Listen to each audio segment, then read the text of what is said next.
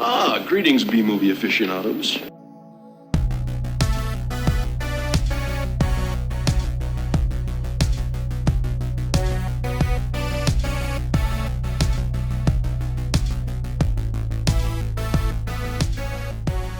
Hello, welcome to A Couple of Flicks. I am Tristan. I'm Nick. And I'm Zach. And here we are today on a particularly hot summer, just kind of chilling for a moment and discussing these three films that one of them's rather watery. So I guess another one has moments that are watery too, but all right, we'll talk about that soon. But before we talk about those, has anybody watched anything lately that you'd like to discuss or mention or talk about? I saw the new Ryan Gosling Netflix movie, The Gray Man. What were your thoughts on that one? Wasn't too great. It was like your standard action fare, but Yeah. the Russo brothers did it. So okay. That's why I'm curious. Yeah, I think they took away from Marvel, like, use a bunch of CGI, because there was a bunch of CGI. Yeah. Kind of ruined things a little. Some of the action scenes were weird. Yeah, that's frustrating. Like, were there were there a lot of moments where it kind of felt like they could have just done it practically and it would have been fine? Like, yeah, like the first few action scenes were like covered in like CG smoke and fire and stuff. It just took away from it. And then the editing is so weird.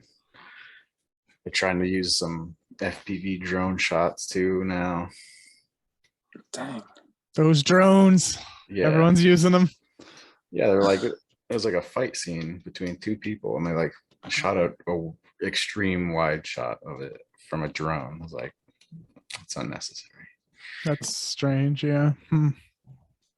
Oh man, people have been kind of abusing drone technology when it comes to filmmaking. Oh yeah.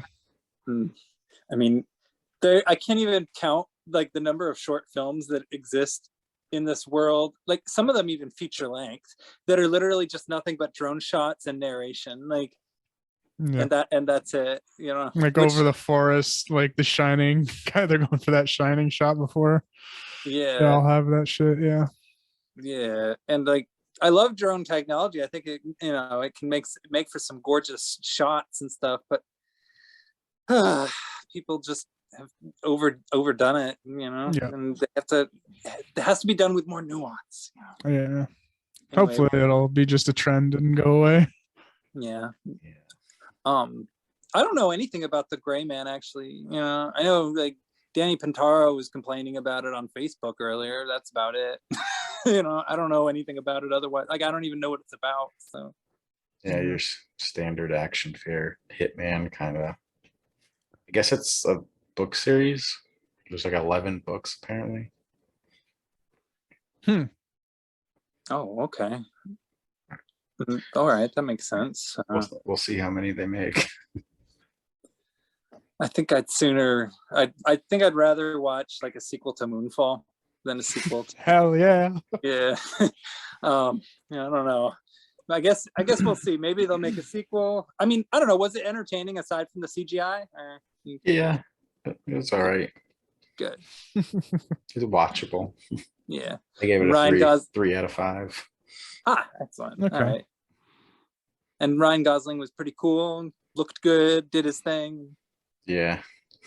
Standard Ryan Gosling movie. Nice. All right, here we go. But Great. gonna be in that Barbie movie coming up though. Yep. He's Ken. Yeah, I don't That's know. funny. I'm trying so hard to muster up enthusiasm for that one.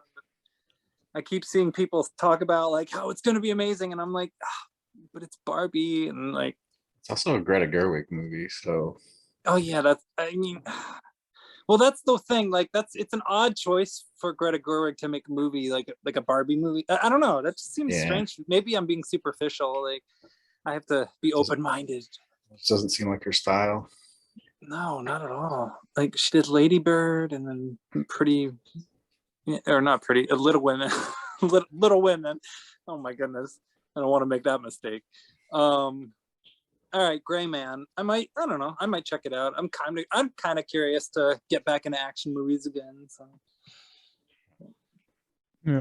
Speaking, I mean, I guess speaking of Hitman, I watched John Wick 3 the other night. Yeah, finally. Nice. All right. Took me a little bit, but I finally got to it. And even like I was gonna watch maybe even 2 because I forget if I watched 2, and I tried to look up clips online, and it had no recollection of any of them. But I'm pretty sure I watched it because I remember the plot of him being chased by all the assassins, and then the end he was excommunicado or whatever. But all the clips I watched online of 2, I was like, I don't remember any of this. Yeah, they kind of just blend together. Yeah. So I Pretty just said, fuck it, I'll watch 3, and I did. I liked it. Yeah. It's good shit. Yeah, I know I've seen the first 2, but I haven't seen the third one yet. I needed to take a break from John. After the second one, I was like, that kind of felt like overkill, and I think I need to kind of tap out for now, But I don't know. I'm gonna watch the third one soon, I think, because one of my friends really wants me to watch it and keeps mentioning it to me. It's like, when are we gonna watch John Wick 3? I'm like, sure, soon. Like Keanu Reeves. All right, yes. So. Yeah, that's good. Yeah, cool. All right. Just released the trailer for the 4th one. I saw that just today was it even? Yesterday, yeah, Comic-Con trailer. Yeah, I wasn't even because of that. I think I saw it like the day before or something too. I was just like, let me just check it out. Yeah. Coincidence. Apparently, Keanu Reeves said he'd keep playing John Wick as long as fans want it. So who knows how many they're gonna make. I mean, eventually it'd have to turn to virtual reality plot, I think, at some point in order for it to be like workable really in the same way or impressive. Like, I don't know, maybe. But Keanu Reeves, like, I mean, I know we all like to think that he'll live forever, but let's be real. I mean, he is going to start slowing down soon. I mean, yeah. But today it's fresh in my mind, so I'm still kind of processing it. So, but I saw the new Jordan Peele movie, Nope. Yep. So I saw it last night. Yeah. Yeah. And so, yeah, I gotta say, like, I'd say as far as like ranking goes, I don't think I like this one quite as much as Get Out, but I liked it more than Us, definitely. Yep. 100% agree as well. Yeah. Yeah, it was definitely like ambitious. I kind of had a few nitpicks and some issues here and there, but like, I don't know, I really liked it a lot, actually. Like, I thought it was pretty cool. Yeah, I liked it a lot. It was really good. Yeah, and I found it pretty scary too, to be honest. Really? I was gonna go the opposite and say it was hardly even a horror. Yeah, like it was more like scary on like an existential level, I guess you could say, rather than like a visceral level, like, which is sort of the way I feel about Get Out. But Get Out is like much more visceral than this, I would say. Although this definitely has some unforgettable moments in it for sure. So I don't want to spoil it since Zach hasn't seen it, but I don't know. What were your thoughts on it? He's frozen. Hey. You okay? Yeah, my internet just went out for a minute there. Yeah, no worries. I pretty much I was asking you, like, so what were your thoughts on it overall? Okay. Yeah, my thoughts. I enjoyed it. Yeah, I didn't think though that it was that scary or anything. There was like one scene I thought was, kind of scary, but it was definitely just more sci-fi, mystery, thriller kind of. Yeah.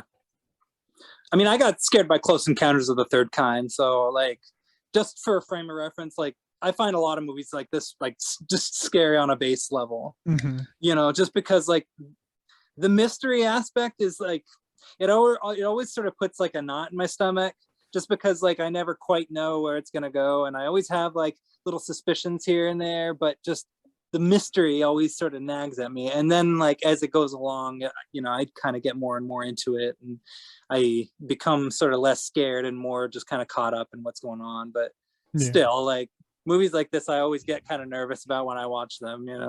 Yep. Same with like Mars Attacks.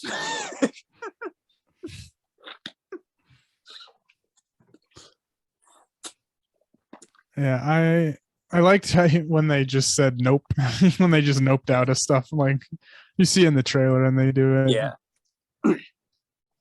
I'm wondering, just for like comedic effect, but it was good.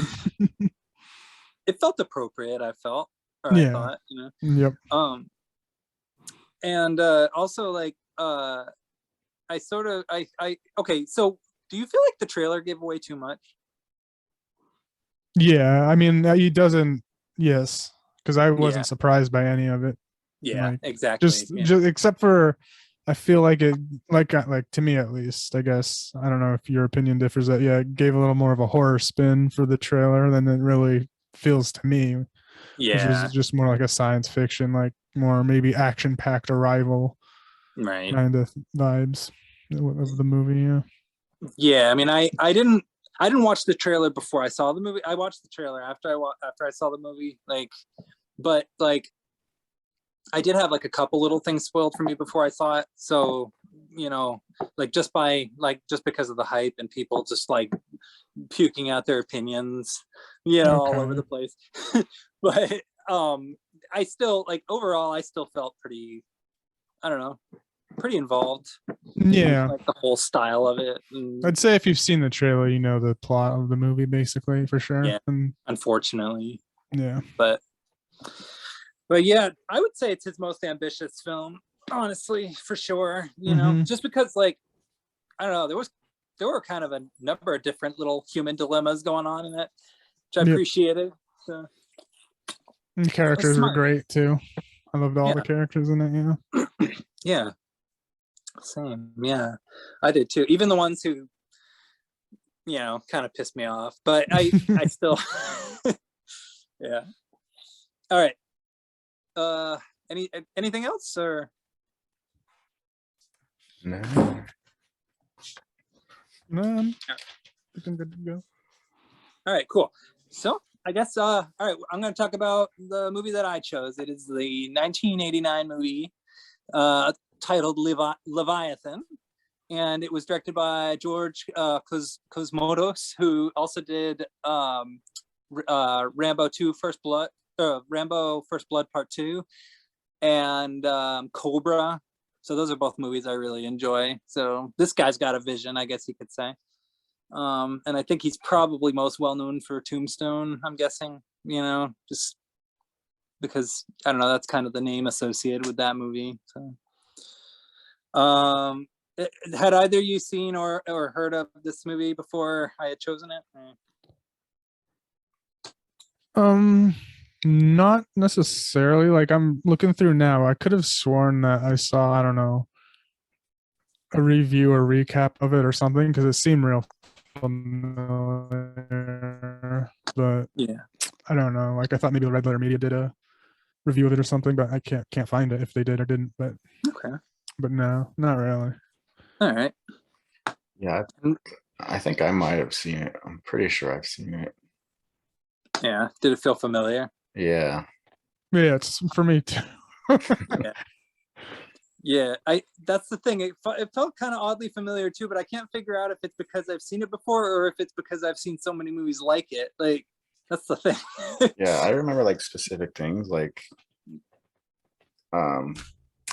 what's his name? Daniel Stern. I definitely remember him in this. Yeah, I remember what's it, Ernie Hudson for sure. He's one that I remember being in a movie like this of some sort. Unless he's been in more than one Alien ripoff. It's possible. Well, okay, so I mean, this is a movie that my dad has had. I mean, my dad has a lot of underwater horror sci-fi movies, and I didn't know if this was a horror movie or a sci-fi movie when I chose it. Like I looked it up, and said something about like it taking place in the year 2027. So I was like, okay, I guess it's sci-fi. But turns out it's a horror sci-fi. So surprise, surprise, roll of the dice. So that I didn't expect. But as far as the movie goes, so it's a monster movie. I think it's fair to say. It's basically, it's about a group of miners who are kind of going underwater for, I think, a month or 3 months or something like that. They've been assigned this sort of underwater sort of excavation situation by this head honcho Martin fella. And let's see, it stars, the main reason I was interested in seeing this is because it stars Peter Weller, who we all know and love from the great American classic RoboCop. Yeah, I mean, the guy's just got such a great face for genre movies, and just perfect. And in this movie, he plays the basically the person who's in charge of everyone, and he's basically a by the numbers kind of fella. He's a real rule follower. And so he's really kind of trusting this Martin boss to do the right thing and come through in this whole situation. But early on in the movie, the doctor that is on board, that is on this submarine, I guess you could say, I mean, it's a submarine, right? I think it's like just an underwater base. Yeah. Oh, okay. All right, because they're only like about 5 miles or so underwater. So I think it was only 2 even. Oh yeah, okay, yeah, that makes more sense. But yeah, the doctor who's on the ship very early on in the movie says to Peter Weller's character, like, you're in for a rude. He says the perfect line. He says you're in for a rude awakening or something like that, or a rude experience, something horrible. Yeah. Yeah. When he's talking about the corporation, the Martin's a girl by them. They call her Martin. Yeah. Like, yeah, she's like this creepy lady with these like. Did you notice her eyes were all like sketchy? Like she looked like a Star Trek villain or something like that. There's even one. Yeah, exactly. Like, there's even one moment in the movie where it's like this movie is so ambitious. There's a scene where after Peter Weller talks to her on the monitor, it like goes through the computer into her space, and it shows like a close up of her face, and she's all like just dead-eyed, like, I don't give a fuck about these people type of person. It is so creepy, so she's definitely somebody that you root to hate,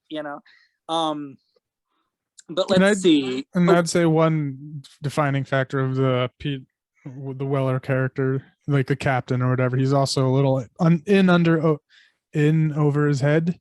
Yeah, because they hired him just to be like, because he's really a really good geologist. So, and they're mining, so they hired him for that, but he doesn't really necessarily have any like managerial type skills or how to, divvy up, workload and stuff like that. So he gets in a bunch of shit with his subordinates, calling him out on, you suck at your job. And he's like, I know, I'm just a geologist. Yeah. So. I mean, these people don't even trust each other. You got Daniel Stern, who pervert pretty much.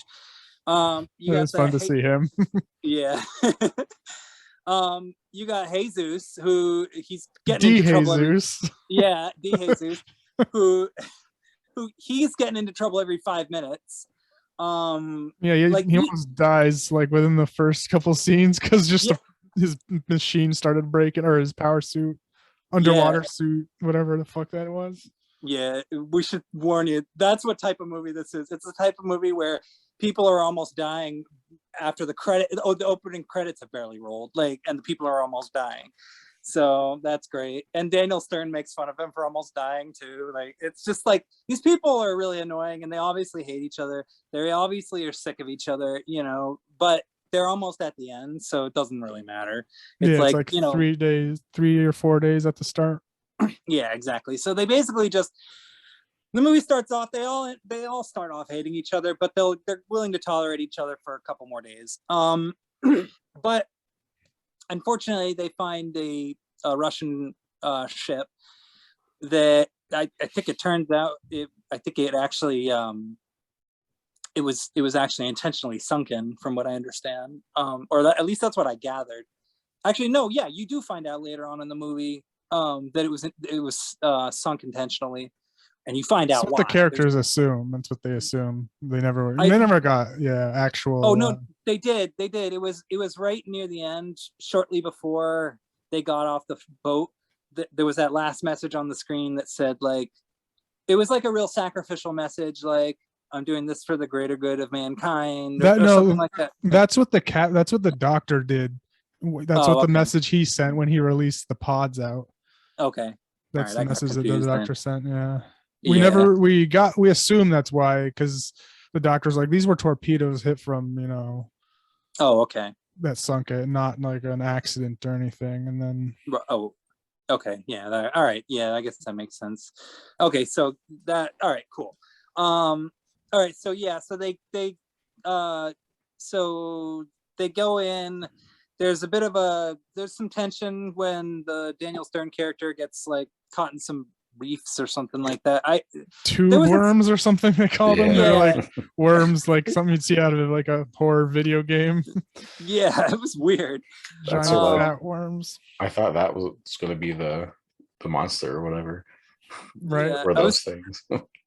Are those real? I don't even know. Yeah, I don't know. But the underwater scenes, by the way, were really cool. And from what I understand, I don't think they actually were filmed underwater, but somehow they managed to give off the illusion that they were in some way. Like, I was reading a little bit about it like last night, and I forgot what I read, but yeah, there was some kind of this movie was pretty ambitious. Actually, it was a lot more ambitious than I realized. Like, I thought it was going to be kind of a more cheapo type of horror movie, but it actually has a kind of an all-star cast, at least for the time. Yeah. And the visuals of the ship and everything, pretty impressive, like pretty incredible. Good honestly. set. It was a good set design. Yeah, lots of detail. But Daniel Stern's dicking around playing pranks on everybody, and there's a whole situation where he finds like a flask. Yeah, so when he's punished for doing some like bullshit with this other lady who gets revenge on him, and they go into that Russian ship and bring back like a treasure trove. Yeah. Just a random shit, and yeah, he takes a flask they find in there. Yeah. And yeah, and there was also like something about I'm trying to remember. There was like some video footage that one of them was looking at. Yeah. They got a video of just like the last words of the captain's log on video. Okay. Yeah. All right. Yeah. That's yeah. All right. So so eventually Daniel Stern starts getting sick, and that's after he's so this is after Peter Weller and the doctor have had the speech about Peter Weller following blindly and all this crap. Peter Weller actually, by this point in the movie, has already reported back to the Martin Boss character that that they might need to kind of get back early because Daniel Stern's character is like, getting sick or whatnot. And, so he's actually already on top of things, before shit has even gone down, which demonstrates that Peter Weller actually does care about his crew very much and is actually putting a lot more trust into, the people above him than, it makes sense. Like, he actually kind of proves the doctor's point. But Daniel Stern gets sick and eventually dies. He's on the table, and let's see, there's like some weird scarring and some strange stuff all over that's growing all over him. They're like pustules. They're like yellowish type of pustules that could look a little bit like kind of like broken condoms. They're just kind of stretched out all over his back, and they look kind of gross, and he's getting more and more of them, and eventually it just starts growing all over him. Some scales. yeah, scales that look all pussy and gross. And eventually, after he's expired, he kind of gets left on a table for, good 20 minutes or so of the movie. And while he's under the table, like he's covered it by a blanket, and a couple of different people sort of walk in and don't really notice that his form is kind of shifting around and changing shape and stuff. But Yeah, Ernie Hudson has like a full-on conversation. Yeah. yeah, He like pats him on the leg, and then the leg moves, and he's like, "All right, I'll let you get back to sleep." yeah, I was so confused. It's like, okay.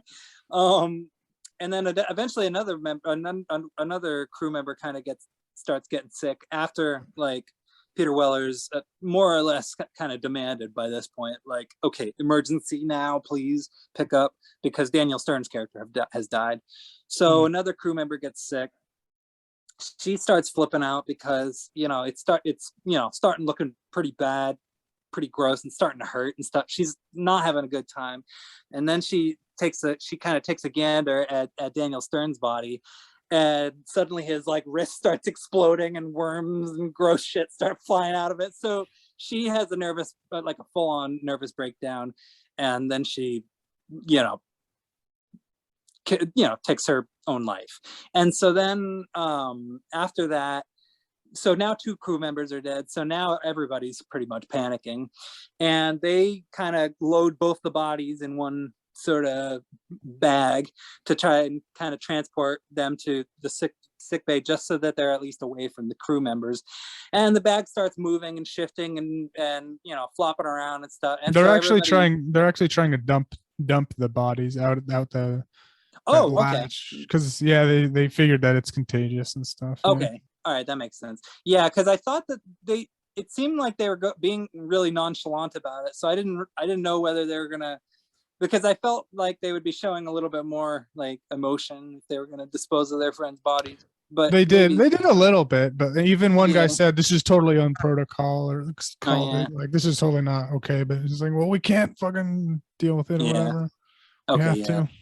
Okay, yeah, no, that makes sense. So I guess these characters do actually make some pretty smart decisions here and there, but it doesn't really end up mattering, because what ends up happening is, the bag rips open, and pretty much the 2 bodies have sort of assimilated and have, exponentially grown, and it starts attacking everybody, and it actually ends up injuring one of the characters, that rig guy who, Hob. or Hob, yeah. Hob, by the way, he was in Turbulence. Yeah, I noticed. When I saw him, I was like, okay, here we go. Yeah, so the Turbulence dude, but let's see. A couple different things happen. Okay, so he's all scratched up, and so they're exiting. Yeah, they do get it into that like the exit thing where when they exit, they go through like a little thing with their suits on, and it's just like an exit bay, and a tentacle gets snapped off. It like reaches out, tentacle gets snapped off, and it's still alive. The tentacle. Yeah, the tentacle's the only thing left of the creature that ends up surviving, essentially. At least on the inside of the ship. Yeah, I don't know what happened to the rest. I guess it somehow made it. Don't know how many there are or how they really work, if they combine at some point. But well, I mean, it seemed like there was a lot more science to it than most movies actually tend to kind of give it. Because I mean, there are parasitic organisms in real life that do assimilate in that way, where they take, and so like, and by the end of the movie, it was definitely just one as well. Yeah, exactly. And actually, there's a surprising amount of detail in the creature too, because like, even though it has like multiple body parts and multiple stuff growing out of it, different faces and arms and penises and all that shit, it actually still looks like more or less like it still has like body structure, like physical body structure, like it can still move, and so like the creature design in this movie was really cool. It's less blob-like than you would think. Oh yeah. Creature like that would be. Definitely had more of like a dinosaur-y look kind of even remind Yeah. me a bit. Yeah. It's Stan Winston did the effects too. Stan Winston, of course. Yeah. I guess Stan Winston, and he directed what was it, Pumpkinhead, I think it was. But yeah, Stan Winston's done some incredible creature designs. So he did The Thing, didn't he? I think so. Yeah. Yeah. Yeah. Anyway, I get him confused with Rick Baker sometimes, so I could be wrong. But anyway, so yeah, the creature design was cool. The underwater scenes were cool. All right. So anyway, they eventually kind of make they draw the conclusion that this Soviet ship that they encountered, basically what was on the ship was some kind of experimental organism that eventually ended up my guess, and it's pretty much the character's guesses too, and it seems to be the case based on pretty much everything that takes place, and also based on what Peter Weller's character finds out about his boss later, that this was an experiment created by the Russian government, and they used it on the vodka in this boat's crew, and then the crew drank it and turned into these creatures, and that's why the ship ended up getting sunk. It seems to be the case. I think that seems to be right. Yeah. All right, cool. Because they were kind of figuring this stuff out really fast. Because I mean, like I said, these people are pretty smart. But unfortunately, this monster is really smart too. So yeah, that actually it has like the power to absorb, like at least the doctor theorized it has the power to absorb like everyone, like whoever it kills and eats. Like it's not necessarily memories, but like it has knowledge absorbed through it, so it knows kind of like it starts attacking certain things that certain characters know about when they get absorbed and stuff like that. Exactly, because the first thing it does is it attacks the crew members, and it actually manages to get at least a couple of them. The Jesus character, unfortunately, he gets it. And it's pretty sad too, because he's begging for his life as the creature's like assimilating with him. And Ernie Hudson's just like, oh shit, okay, hold on, stay there, I'll be right back, and just like locks him in. Yeah, I mean, Ernie Hudson doesn't know what to do exactly, because it's obviously a parasitic organism and he's obviously dead too, because it's like already straight up in his chest. Yeah, there's no, and that's the tragedy, is this character knows he's gonna die too. But what can you do? Ernie Hudson flees. He asks Hobb to guard the door. Hobb decides to go get a weapon, which makes sense because he's gonna guard the door with this monster, but the monster ends up ripping its way through it. At some point it ends up attacking, it ends up killing one of the characters. I think it kills the doctor at one point, I know that. But okay, yeah, if it can't kill the characters, basically it sets to work tearing apart the ship and deconstructing it, tearing out actual vital infrastructural aspects of it, so that like the literal platforms that the characters are walking on can't even hold up anymore. I mean, it's just going through the ship and ripping stuff up and trying to get the characters out of their hiding spots. And meanwhile, Peter Weller is trying to keep his crew alive, failing, still relying on the Martin character at some point, who eventually comes up with some excuse about a hurricane or something. Go on. Sorry. I was just gonna say the hurricane, but they say we can't get you out of there. At first they say for 12 hours, and they're like, shit, okay. Yeah. Which I already knew as soon as she said like there's a hurricane coming, like that had to have been bullshit, because they had less than 5 days left. They would have known this hurricane was coming by now if it was that serious. So I immediately knew she was bullshitting, and that already was like, all right, Peter Weller is a dumbass. Like, what were you gonna say? Somebody was gonna say something. I was just gonna say that what you just said about they knew that the hurricane. I knew right when they mentioned it, the hurricane was bullshit, and they're just waiting for them to die, basically, or blow them up themselves or something like that. Yeah. Yeah, it was a plot moment. Like, it was literally a moment in this film where the character actions are a little bit questionable, but because they they were able to look up the weather later, and I don't know why they didn't do it the first time. Yeah, like because Ernie Hudson has a fear of waves when they come back up for whatever reason. It's just a little character quirk. And Yeah. before You ever can't go shit that started far. hitting, before shit started hitting the fan, he was, checking the weather, and it was Yeah. fine. Yeah, and so that actually made it easier for me to identify with his character, actually, because I can't do well with water either, because I almost drowned at one point. So I can definitely identify with like that character trait in particular, so that's why what he does at the end of the movie kind of makes more sense to me, but we'll get to that.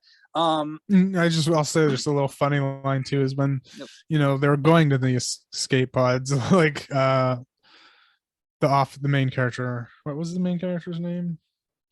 Like Beck, I think, or Beck. Yeah, Beck, that's right. He was like, he just jokingly said, "So, how do you feel about waves now?" And he said, because he hated them. He says, "Oh, I love them." As they're running away from the monster. I noticed. I was like, "Oh, that's funny." Yeah. I forgot almost every character's name except for Six Pack, the Six the Pack. first character that got, because they say his name so many damn times when he falls into the reefs, like Six Pack, Six Pack, Six Pack. And then later on in the movie, when the girl's getting sick, she's like, "Oh, Six Pack." They still say his name even after he's dead. They say his name like an hour later. Yeah. It's crazy. This is one of the few movies I know all their names. Yeah, it's great. You get to know these characters. That's another thing I like about this movie is like, and that's one thing I noticed, that a lot of 80s movies are a lot more slow paced. Like this movie's only 90 minutes, but nothing really starts happening until a good 45 minutes in. And you don't even notice. Like that's the sign of a good pace, is if you can keep it, a rough 90, 120 minute ballpark range, and make the audience not even feel the passage of time. Like that's good filmmaking. So, kudos to the overall flow of the movie. But okay, let's see. What else happened? Oh yeah, so the doc eventually gets killed. It gets onto his chest and assimilates with him as well. Yeah, it rips out of the cop guy that got scratched when they were disposing of the bodies. Yeah, starts having like a chest burster moment. Yeah, and like even his hand had like a mouth on it. Well, when he attacked the doctor, that was pretty cool. That was so gross, but so creepy and cool. Yeah. There was some Stan Winston, dude, like he's so reliable. But okay, gotta finish this. All right, so so by this point, even so, from what I'm seeing is before he even does get attacked, the doctor releases the pods already, even before he gets attacked. Yeah, which I guess that makes sense, because you definitely don't want these creatures getting to the surface, Yeah. At the same time, you are still kind of using like the original logic. Yeah, too, so they were making a plan, and their plan B was just to get to the escape pods. Yeah. And then the doc sneakily walks away and releases them all without anyone in them. Yeah. So there's that. Yep, he sent a note and says it was for the greater good. That was it. Yeah. Okay. Yeah, for some reason I kept on thinking that was the note for the and I don't know why, because it wouldn't have made sense if they were on their own ship. But okay, so actually, all right, so Peter Weller, I think he eventually sort of comes to the conclusion that nobody's going to come to save them. They're screwed. He's going to be the sacrificial lamb, since he was kind of the one who got, in his view, the one that got them stuck in this situation in the first place. So he does a Deep Blue Sea type of thing where he's like, "Go on without me," type of thing. I'll stick by. But then he kind of does his own thing as well, and manages to kind of work his way to the surface, while the other two. There's a bit that, so there's some action that happens before that, though, before they all go all the way up. Yeah. Okay. So do you want to talk about that sequence, because that was really wild? Yeah. So what happens is they try, now that everyone's dead, like after the doc dies. Yeah. It's just the other main character we haven't even talked about is really one of the other main characters. She's kind of the most important character. Yeah, really. Her name is Williams. She's like, she doesn't partake in any of the tomfoolery, but she's a well-written character, definitely, dishes it Yeah. back, hangs, but she's an astronaut in training. So, Yeah. she doesn't drink any of the vodka. She's seen, doing her laps around the station. So it's just her. And she's the easiest character to like identify with, which that's Yeah. probably why I forgot she was even in the movie, because the whole time she's pretty much there to just sort of give her opinion, and it's always the audience's opinion too. So Yeah. but go on. Yeah, it's her, Ernie Hudson, and Peter Weller are the only ones left. Yeah. They would go to the escape pod, notice they're all missing, and they say, well, we're screwed now. They get in contact with what was it, Martin. And now she says, oh, sorry, the time has changed. 48 hours, you gotta wait 48 hours. The hurricane drifted your way. Yeah, I know this must come as a shock. She says blank dead face. Peter Weller should have been like, all right, screw you. Mm-hmm. So they start having to go out on their own, because at this point, because he was still having faith that they were going to help him out, but that now, he was like, oh geez, now I know you're just fucking with us. Yeah. And there's just various chase scene throughout the ships. They get at one point they get the information that the obituary, the what they're gonna send out to the press has already been written even before. I think somehow they got it connected to the internet and saw that. And all of their names, everyone's names, even the ones that were still alive, and said, they all died. Freak accidents, bodies weren't recoverable. It's a conspiracy, basically, is what they discover. And so now that the monster has absorbed that Cobb guy, who they show earlier fixing this valve with literally a piece of bubble gum, and just I appreciated that. Yeah, just funny. Some fuckery. That's I guess like a pressure valve. It was like a pressure valve, and the alien fucked that up. So they have a 10-minute timer before the entire place implodes. Yeah. So it's just basically a run through the countdown. Basically a run through the run from the monster little sequence there. Yeah. And the thing I wanted to kind of get to, like, about the whole sequence was, so I've been replaying Resident Evil 2 lately. Nemesis. The whole like last 20 minutes of the movie remind me of like the last like part of that game where you have to fight the monster again and again, and because it keeps chasing you, and then you escape, but somehow it manages to get on like and come in and chase you again, like, and it keeps growing bigger and bigger and growing more limbs and stuff. Like, it totally reminded me of what happens in this movie. Like, so that was pretty cool. I was getting a little bit of deja vu seeing that. I was like, whoa, that's weird. Like, like there was even like a couple camera angles like that I could swear that was just weird. It was like, what a coincidence. I get that. Yeah. I'm sure that kind of thing has happened to you guys before, but this is something that I thought was kind of neat. Okay, so they get to the surface. But we didn't explain how either. Yeah. It was a good move too, I thought. Yeah, like because Peter Weller basically like miracles it, because the other two get launched out sort of like other like there's like only a couple of the things left that they can get out of. And so what they do this to get out is they basically like they have airbags that carry because in the beginning shot I was like, that's an odd thing. Wonder what those are for. It was like literally just balloons kind of just floating through, and I'm assuming it carried minerals. Yeah, that's what it looked like. Just a carrying device. I was like, oh, that's interesting. That I don't know why they would include something. That's just a weird, unique thing to put in. And then he comes up with the idea that he was like, oh, we need to inflate these to 3 times their pressure, get in our aquatic suits, and it'll bring us up to the sea. So I thought that was a neat way to get out. That was really neat. And and thought of because in like it was one of the first shots they showed those little balloons. I was like, huh, that's interesting. I don't know what they're there for, but at the end they came back. Yeah, no, and it was super sophisticated. Like, I don't know, these guys, and also like this. I just want to mention those underwater suits at the beginning. Like, I still can't get over them, and just how huge they were. I can't imagine being in something like that. It was just so weird looking. Yeah, it's like Um, power armor from the Fallout games. Yeah, it was crazy. Ugh. So they get to the surface. They managed to survive a shark. That was weird. That was just so weird.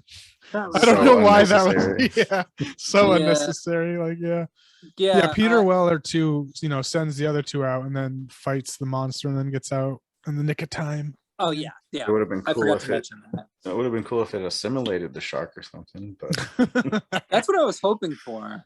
Yeah, just a random shark attack that lasted like 20 seconds. I was like, what? Wait, because they're all out. The rescue helicopter's coming in, and then just a shark starts attacking. I was like, what the? Yeah. Okay. That really bothered me. It was like happy ending moment too. I could have like, okay, there's. That really, really bothered me a lot because I know how much disdain George Cosmatos has for humanity, because I've seen Rambo First Blood Part 2 and Cobra. Like, he kills characters in his movies like he gets paid for the body.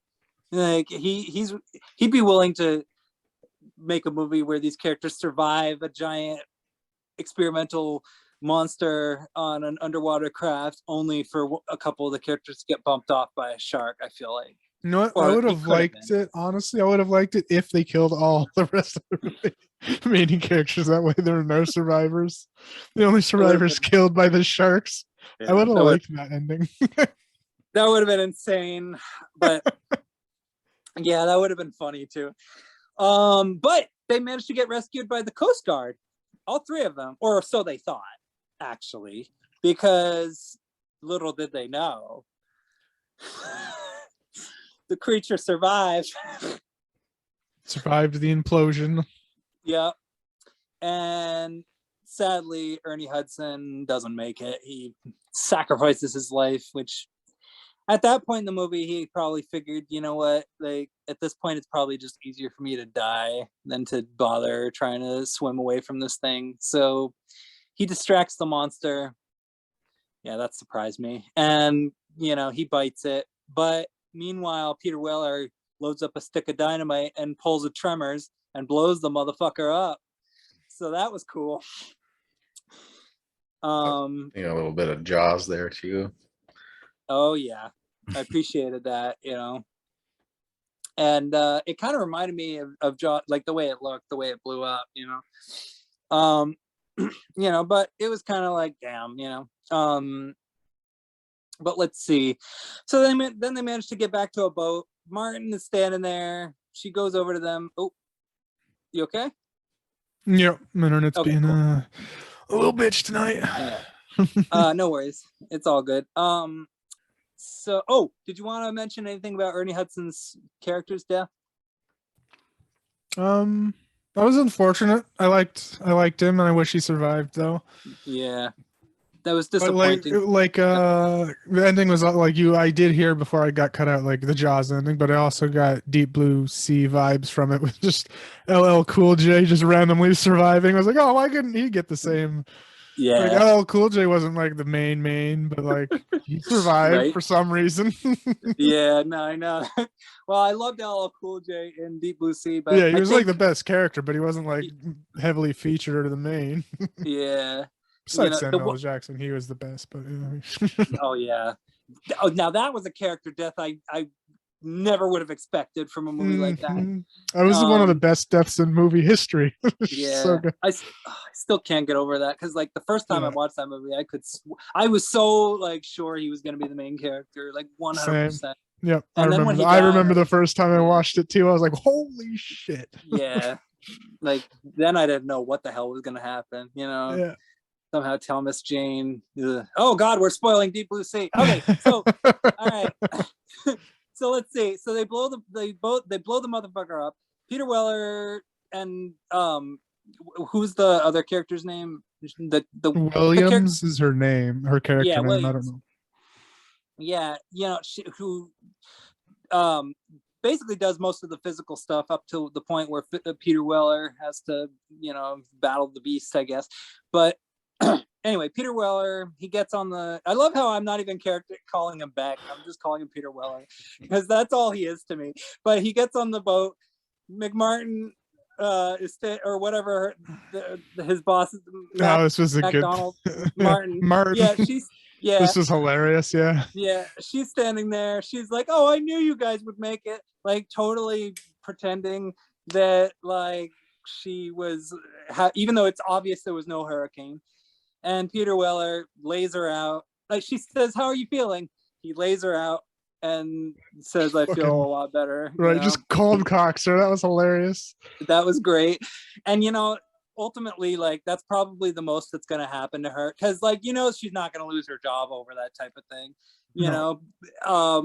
So Peter Weller Peter Weller, like he probably wanted to kill her, but instead was like, all right, well, I guess if I break her nose, that works just as well. So that's probably should have. You never know. That company is, that corrupt. Probably could get him killed right when they turn the corners. You've seen too much. You've seen too much. Kill them both right there. I mean, in reality, in a perfect world, a character like that or a person like that would get tried for murder because the organism on the boat was just doing what came naturally to it. It was just killing what came in its way. Whereas she intentionally, left them stranded to deal with this creature. It's like, yeah. But regardless, she got what she deserved. Peter Weller and Michael or Daniels or whatever her name is survives. Williams. Everybody else died. Williams, sorry, I just can't the remember. Astronaut, yeah. Like I don't remember these characters' names, but I liked pretty much everybody in this movie, even though they weren't all the smartest type of people. They still made a lot of smart decisions. I love this movie. I thought it was really cool. It was cheesy, but that's kind of why I liked it in a way. It was kind of predictable at points. I think it's just because I've seen too many movies like this. If I hadn't, I probably would have loved this movie even more. But as it stands, like on its own terms, I thought this movie was dope. Like I loved it. Like I'd give it maybe 4 to 5, like maybe a 5 on a rewatch. Like I don't know. I thought it was cool. The underwater stuff, like this was my type of movie. Yeah. So. Oh, that's a good. Oh no. Frozen again. I'm here. Okay. No, I'm here. here. You go. All right. What were your thoughts on this?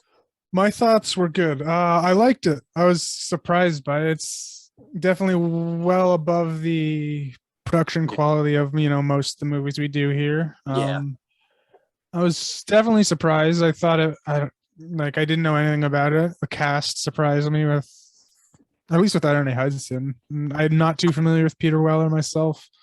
I liked seeing the Wet Bandit dude, whatever the fuck his name is. Daniel Stern, yeah. This might be the second, like the only other movie I've seen him in besides those Home Alones. I definitely thought it was, derivative. I mean, even on like one of the posters, I don't know if it was an official poster, said, Alien meets the Fly.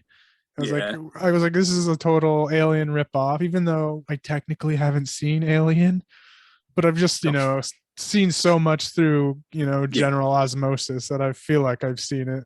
Yeah, how it ends and all that, probably. Yeah. So. But I thought it was really well done, really good. The characters were great. The monster was cool. Yeah. Like they mentioned Dracula, how it kind of feeds off blood, and that was a really funny little piece they put together. Great. What did Ernie Hudson say? Like, I forget what he says about that. We got a goddamn Dracula on board, or something like that. Yeah. He says something like to that effect. But the one I wrote down because he was hilarious. One of a line he wrote is after the lady. Or right before she tells them they only have 48 hours is when they're in the escape pod, and she's trying to comfort them. She says, "I know you must have gone through hell." And then Ernie Hudson says, like, "Gone? bitch, we still in it. I thought that was great. Yeah. Yeah. I mean, it's hard. I guess I'd give it probably like a. Oh yeah, because it's not really bad exactly. Like it's.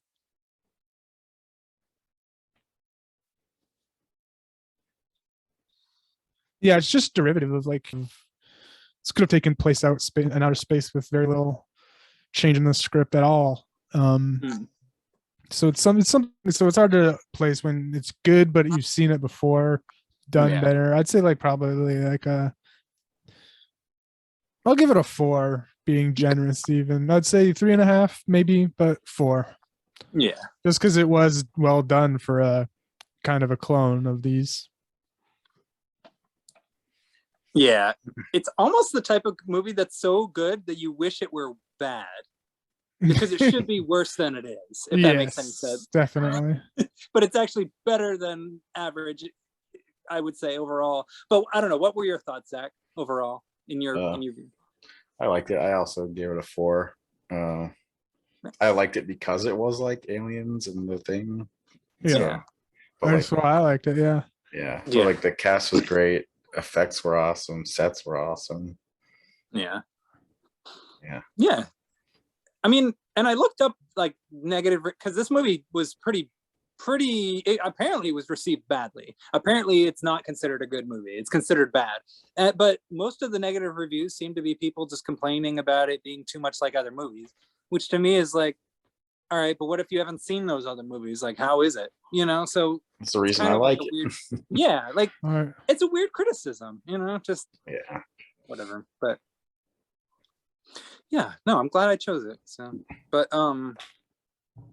cool, yeah, and I'm glad I finally saw it too, because it's one I've been curious about.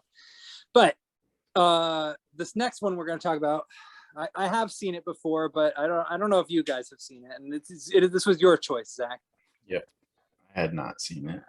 So I chose The Peanut Butter Solution. I've been wanting to. Quebecois production. It's before anybody says anything. Oh yeah, I forgot that it was a Canadian movie, but I did immediately. I was like, something's off about this. Yeah, you can usually tell if it's a Canadian movie when something's not quite. When something feels a little different, you know. Yeah. Like, kind of like Ginger Snaps, you know, like the way that movie is. There's just something different about it, you know. Yeah. Nobody 100%. Can quite put their finger on it. 100%. Yeah. Yeah. All right. So this was your choice. Yeah, been wanting to check it out for a while. Severin released it on. They released a whole kids line, starting with this one. Kids. Oh goodness. Yeah, so, keyword here. This is. I've known of this movie. I haven't seen it because, you know, a podcast I mention often, How Did This Get Made, covered it. So I heard them cover it and it sounded wild. And I even just re-listened to the episode too after watching the movie.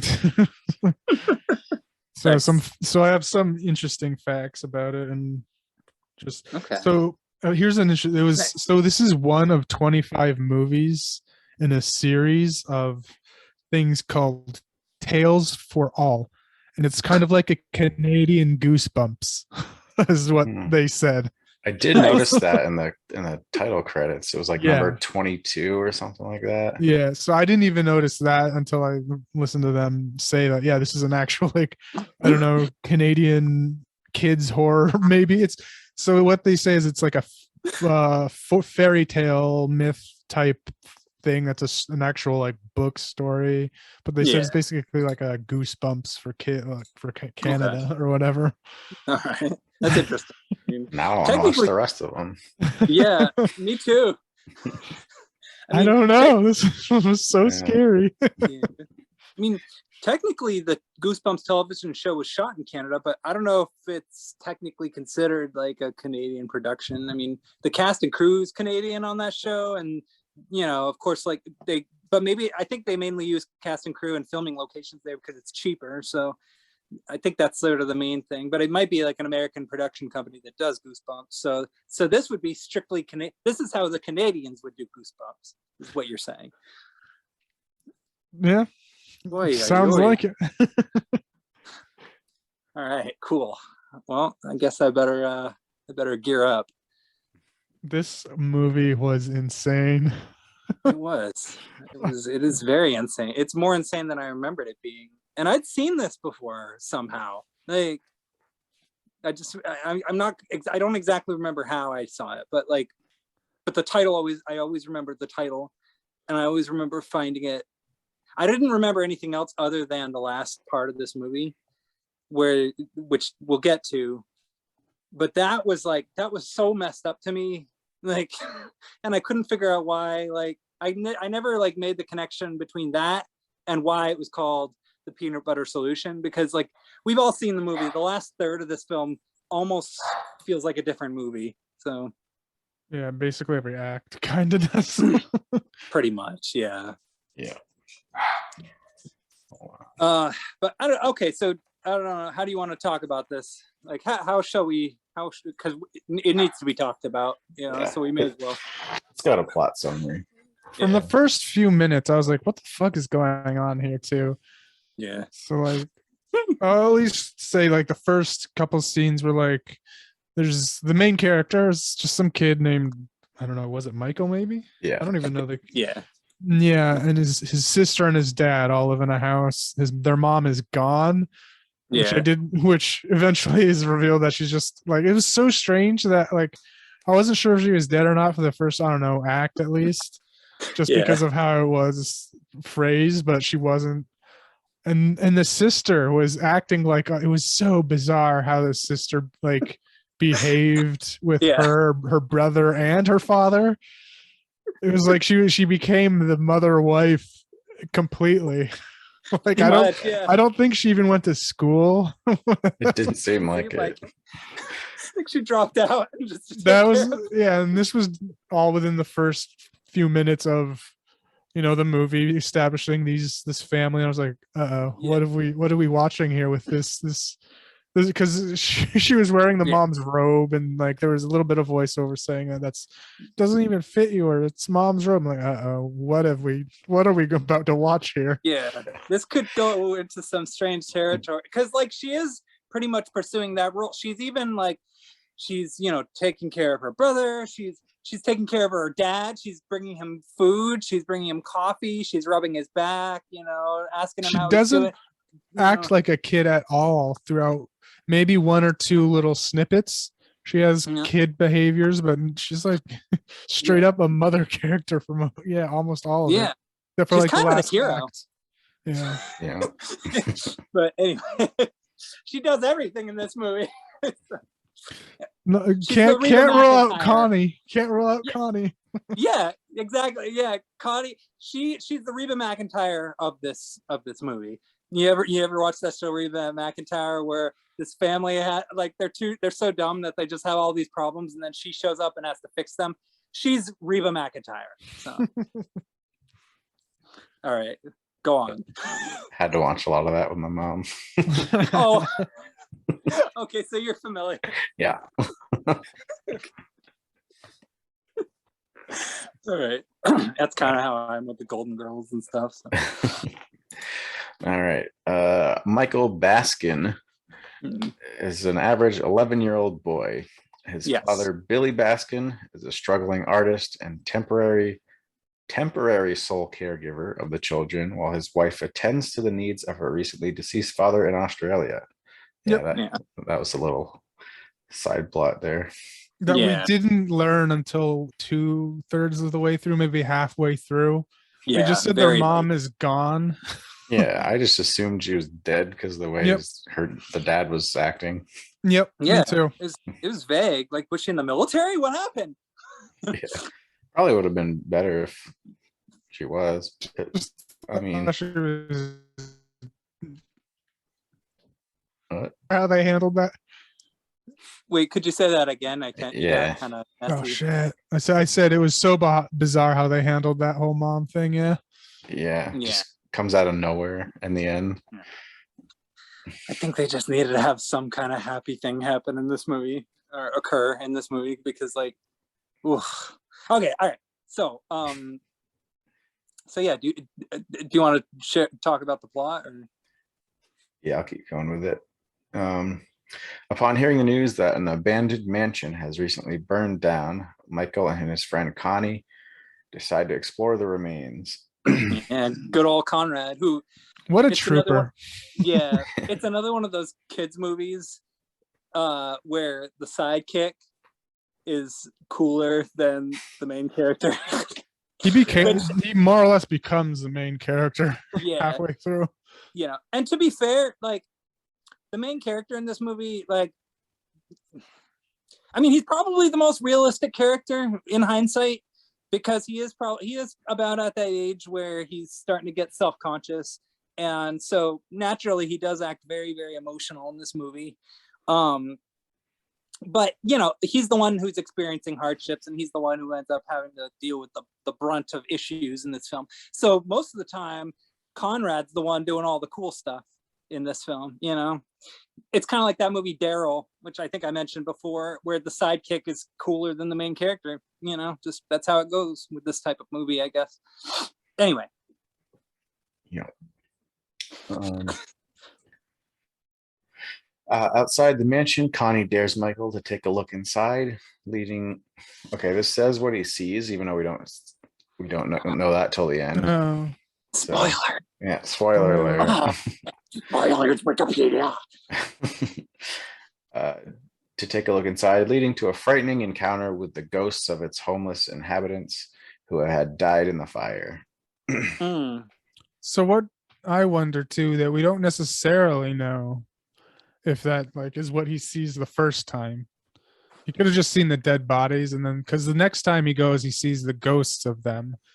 Because after they are ghosts that do appear to give him the peanut butter solution.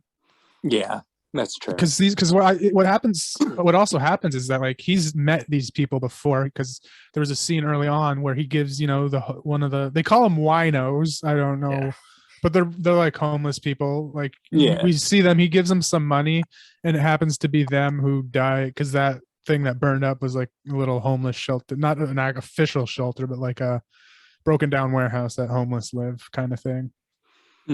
Yeah. So I subscribe to the fact that he just saw like dead bodies of them. Yeah. Okay. I guess that would probably make more sense. Yeah. He gave them a coin or whatever, or lunch. Did he give him a sandwich? Maybe that he gave him. He said they said he gave him all his money in his pocket. He had. Oh, okay. You see, now I'm being all prejudiced. No, he gave him a bunch of money. Yeah. Yeah. All right, but go on. Michael does not know this yet, but his fearsome run-in with the ghosts has given him a mysterious illness, simply known as the fright.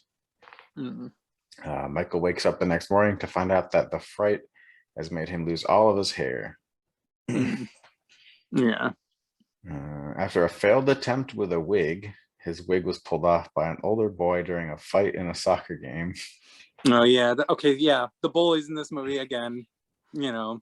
That kid looked like 10 years older than him. Yeah. I was wondering, like, so they couldn't get a kid who looked, you know, at least just like a little bit younger? Because that kid looked like he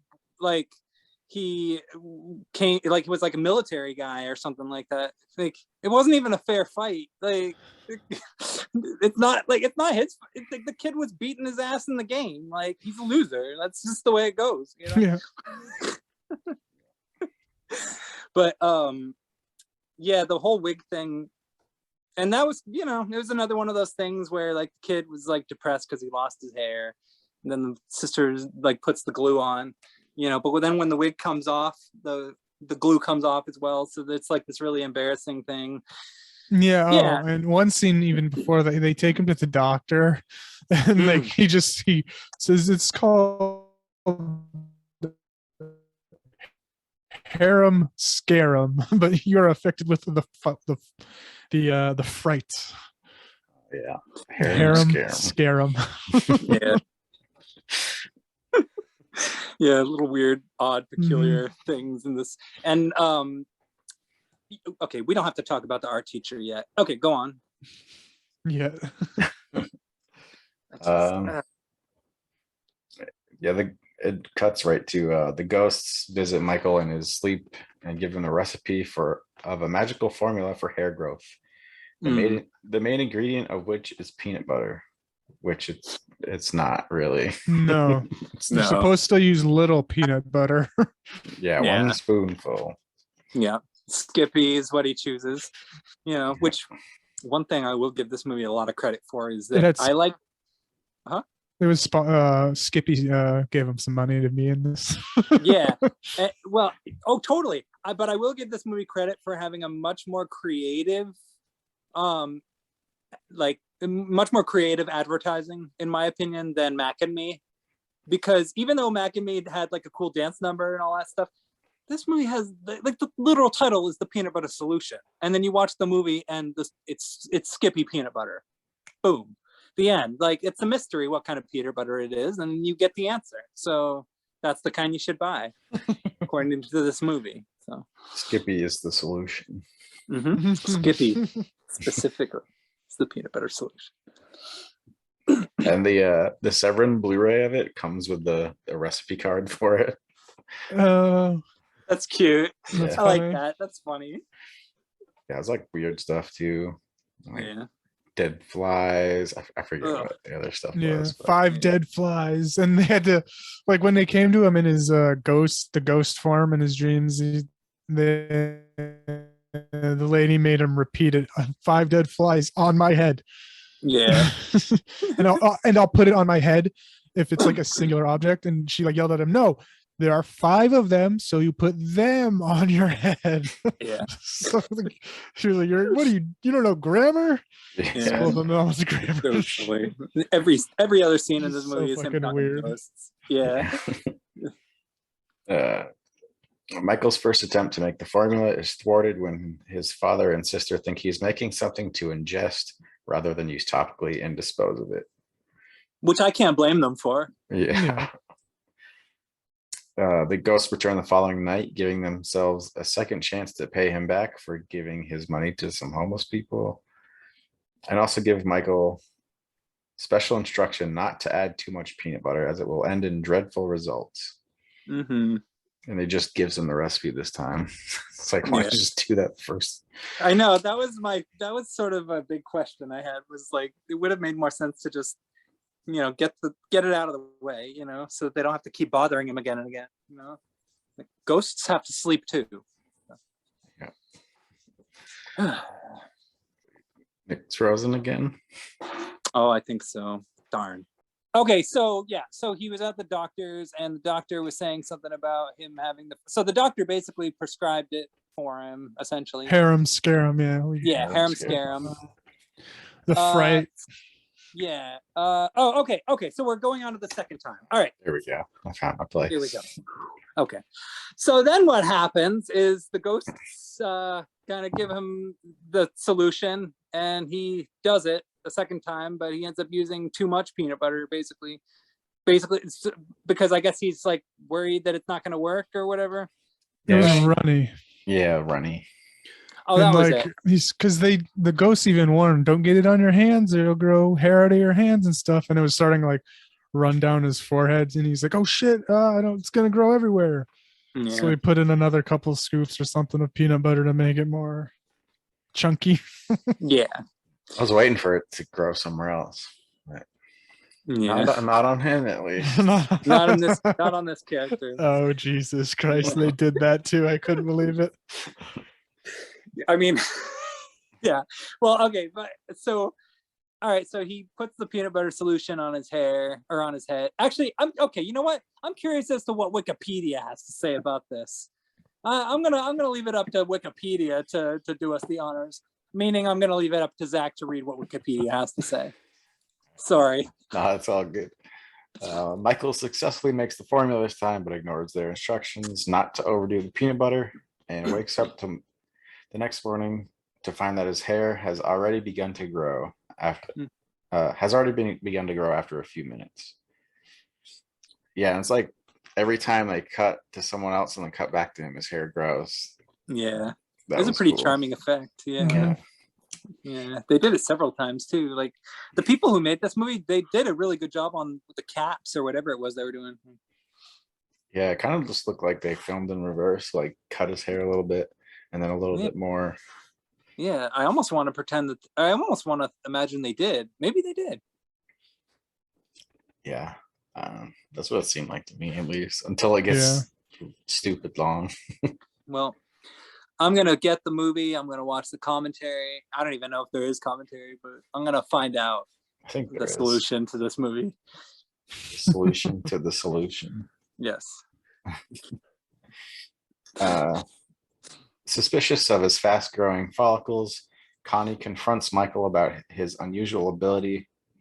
Oh yeah, and like nobody cares that this is happening so fast. No. The dad's just Yeah. like, oh, nice. Yeah. He kind of envies it actually. He Yeah. actually kind of loves it. Like his dad like really digs the long hair, like which is kind of the opposite way a lot of fathers in this country act. You know, they'll be like, "Yeah, you look like a girl." Yeah. When Michael reveals to Connie his concoction, Connie decides to apply some to his pubic area in an attempt to create the illusion that he's going through puberty, which they only really do things with that for like a couple scenes and then they just forget it. Yeah, I think the movie itself didn't want to acknowledge it. So It go was, on. it was funny. So there was a point where you just see it coming out his pant legs. It's all silky smooth too. It's not like pubic hair really, which was funny. And like, and then so what I've gathered too also happened is like there was a scene where it's growing visibly, like lining, and he says stop. Like he tells it to stop and it does. So from then on, it's not really growing anymore. So he had some type of control over his. Yeah. Because it was a different thing. Like the fright, I guess, caused the other kids. So, but and what I heard too, what I read was that in the original cut or a different cut or something, is that when he yelled stop, his voice lowered down, and throughout the whole movie, there was like a different voice overing of it with a deeper voice, with the implication that he actually hit puberty, so his pubic hair did stop growing, but they cut that bit out. So that's, I believe, why they kind of ignored it for the rest of the movie. Oh, okay.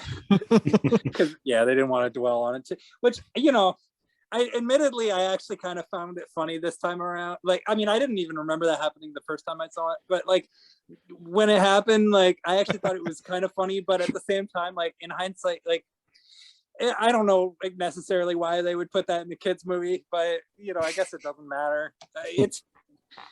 It's funny. So there were actually most of the laughs in this movie I got were from that Conrad character. So yeah, he was like the star of the show. Yeah, absolutely. And there was one line in particular that I laughed really hard at later on in the movie that I'll mention, but go on. Connie soon discovers that the joke is on him. Pretty soon, Michael and Connie's hair grows to such lengths that it becomes a nuisance for the school and their classmates, resulting in their suspensions. That was a funny Wikipedia sentence.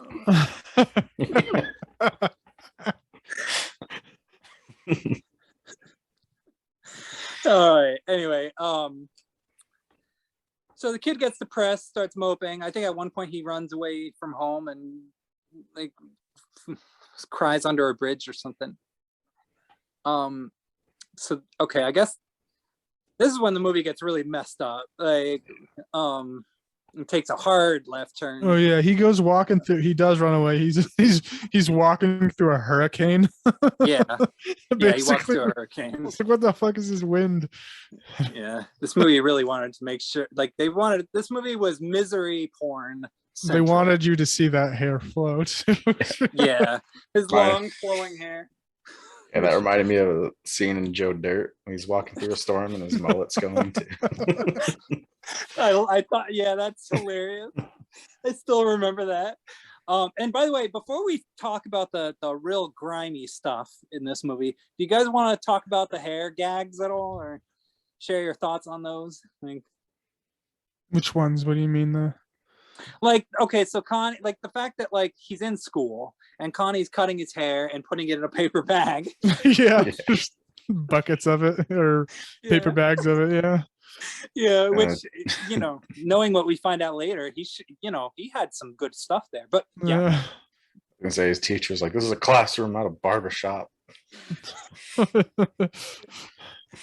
and Michael's like, but sir, it won't stop growing.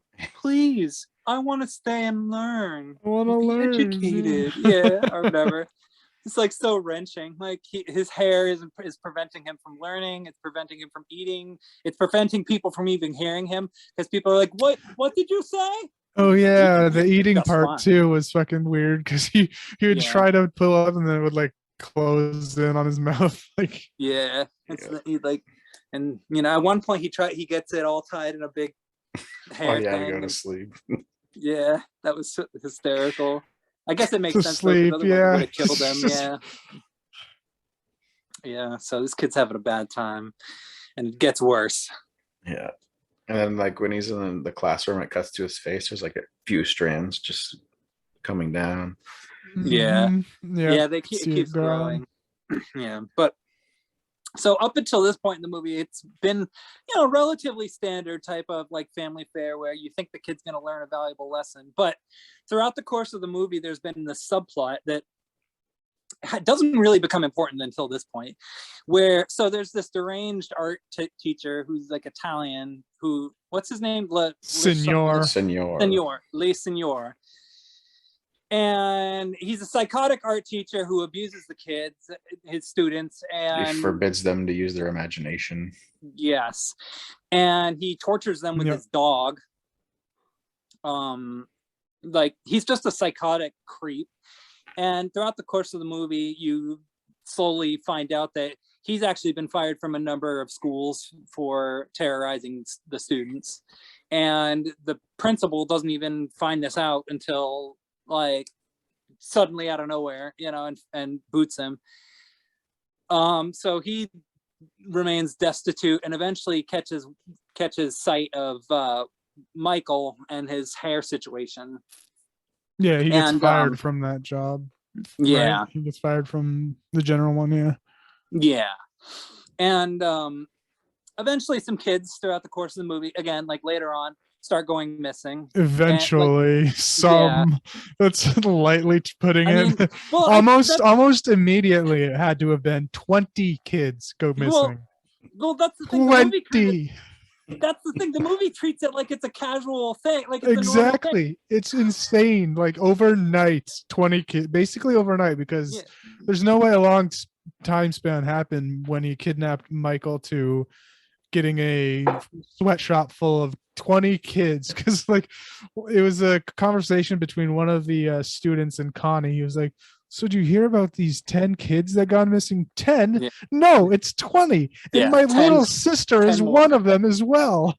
10 more go missing overnight. Yeah. Including my little sister, which he just casually throws out there. Yeah. Yeah.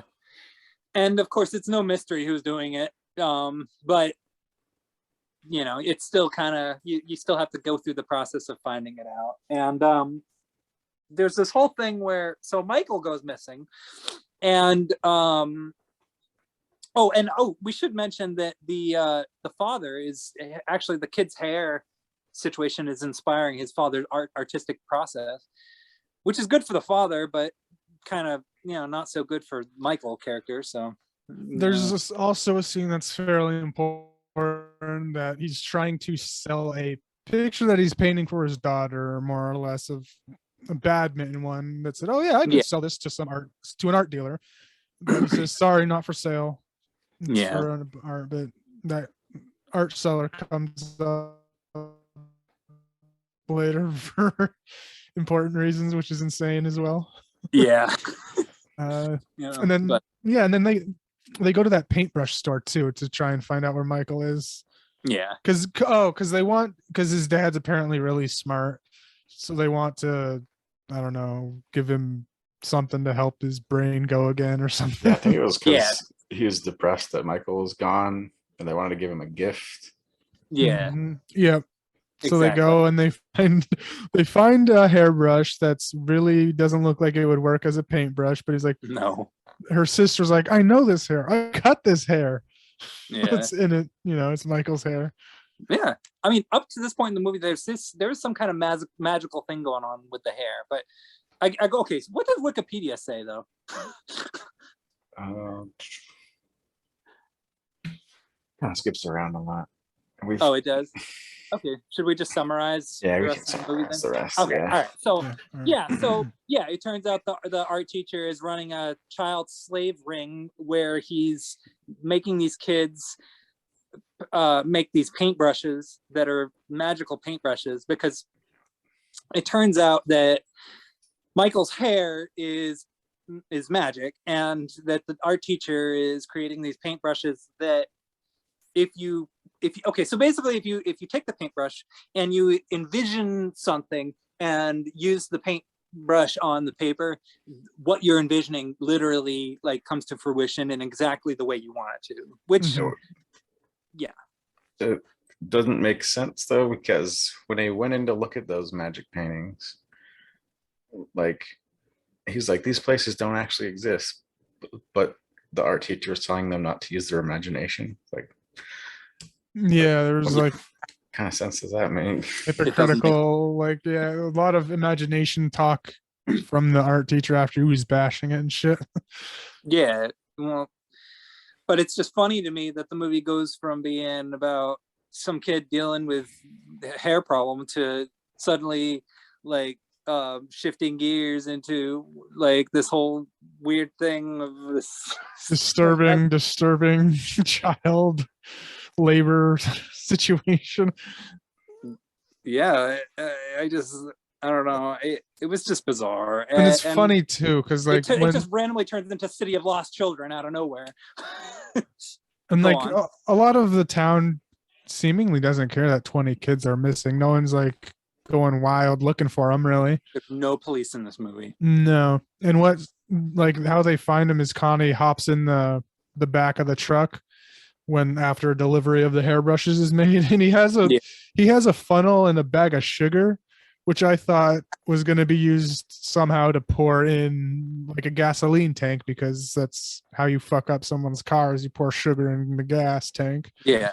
But no, it's like a Hansel Gretel, which this movie probably may have had some inspiration from, but like a Hansel and Gretel trail to lead back to where he was.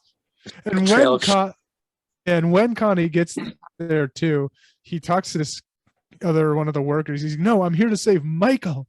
Well, no, like basically only Michael, even though his sister is somewhere there as well. He's like, I don't give a fuck about the rest of you or my sister. I gotta save Michael. I love that. I mean, the sister is such a character, Yeah. But yeah, unfortunately, much of the sugar, it turns out, gets swept up by some anonymous dust sweeper. So she loses the trail, and she loses Conrad. Which actually, she didn't really care about Conrad. And actually, you know what? Nobody cared about Conrad, now that I think about it. Like, at the end of this movie, everybody hugs everyone except Conrad just stands there smiling. Which is interesting. So, like, there was this, when he's in there, he gets captured, right? And he makes up what we assume to be a story that he has his dad is dead or whatever. And he's like, so is his dad dead or not? Because like a kid comes up and goes, wow, he's a really good liar. And he's like, is your dad really dead? And Conrad was just like, no, go away, shut up. He didn't necessarily say no. He just said shh, because he was trying to do like a suck up to the crazy art teacher to make him believe that he wanted to be his son for some. Yeah, he wanted to manipulate the art teacher into like turning into his apprentice or whatever, like that son. He wanted to be his son. His son, yeah. Just that's pretty profound, but yeah. But yeah, so Conrad gets kidnapped, but manages to thwart the art teacher. And meanwhile, this is around the time that he gets in my opinion, the funniest line in the movie, where he's talking to Michael, because okay, so he's doing something really weird with Michael. He has Michael on like one of those weird like press beds. Yeah, it's almost like one of those Iron Maiden Yeah. type caskets that, you know, if you got nuked or something, it'll keep you Yeah. alive and your head's sticking out. But well, it's not It's officially in one, but like his hair is like Rapunzeling down a machine. yeah. And that's where the paintbrush hair and all that is coming from. But And he's fucking feeding him yogurt to make the hair grow faster. yeah, which is just crazy. So And he's basically up there like just shitting and making hair. Like, yeah, that's all. So no wonder you're not Michael holding that much yogurt in, man. Yeah, that's horrible. But and so Connie tells him that these kids are slaves and they're making all these paintings. He's like, how are the paintings? And he says, they're disgustingly beautiful. Your father would puke or whatever, or your father would vomit. That was my favorite line in the movie. And so then so eventually the sister finds the sugar trail again after some searching. And it is also established that these paintings are like portals that you can walk into as well. Because they're like CGI looking, they have sparkles and shit too, but they actually literally say like, oh yeah, there's, because Conrad asked one, well, why can't we escape through the paintings? They said, oh, they're not real, they're imaginary. One guy tried, but it was a dead end. Yeah. But they do manage to it was kind of while the sister was maneuvering in, but befriends Senor. Yeah. Gets him to draw the house that the Michael character got the fright from, right? Yeah. Yeah. So do you want to say what happens next? Yeah, so basically it's like I forget why he told him to go up there, but he I'll say too, there's also, before we even get to that, there's that twin subplot that there's like the three brothers are all twins and shit. That's just wild. Yeah. Like they figure out that the art dealer is is gonna buy the dad's painting is the twin of Senor, and knew about all this shit that was going down, but also exactly he was in the story, but he was like, it's just so insane. Yeah, like, I didn't expect that either. They did a look up on Senor, noticed that his they changed his name, and it was actually, oh, he's the twin of the art dealer. And then they also have this other brother who's, I forget what he was, but and then another one that's dead. Yeah. It was messed up. Like it was such a crazy twist. I mean, it didn't even matter, but still, like, it was weird. But they managed to pass the fright on to the Senor. But then Michael decides to jump into the painting again and go to the window, which at this point in the movie, it's almost over. So I guess it doesn't matter. But and passing the fright actually, made it so he stopped, like everything stopped. The hair growth stopped, and he wasn't bald anymore. Yeah, so his issue was over. His problem was over. His problem was solved. Like it follows, basically. Yeah, exactly. It's like My Harriet's Adventure meets It Follows. The Goosebumps episode. So let's see. Then so then the sister, she shows up too.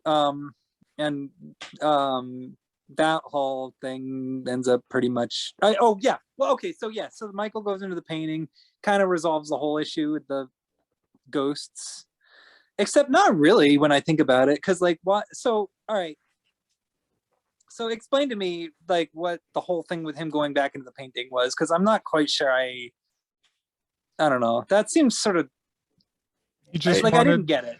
He was sphere or something. Yeah, about basically that. Yeah, he wanted, and he also, Zach said, faces fear, which is definitely probably one. And like he also like was he was amnesic as well for a little bit, and he really wanted to see what it was.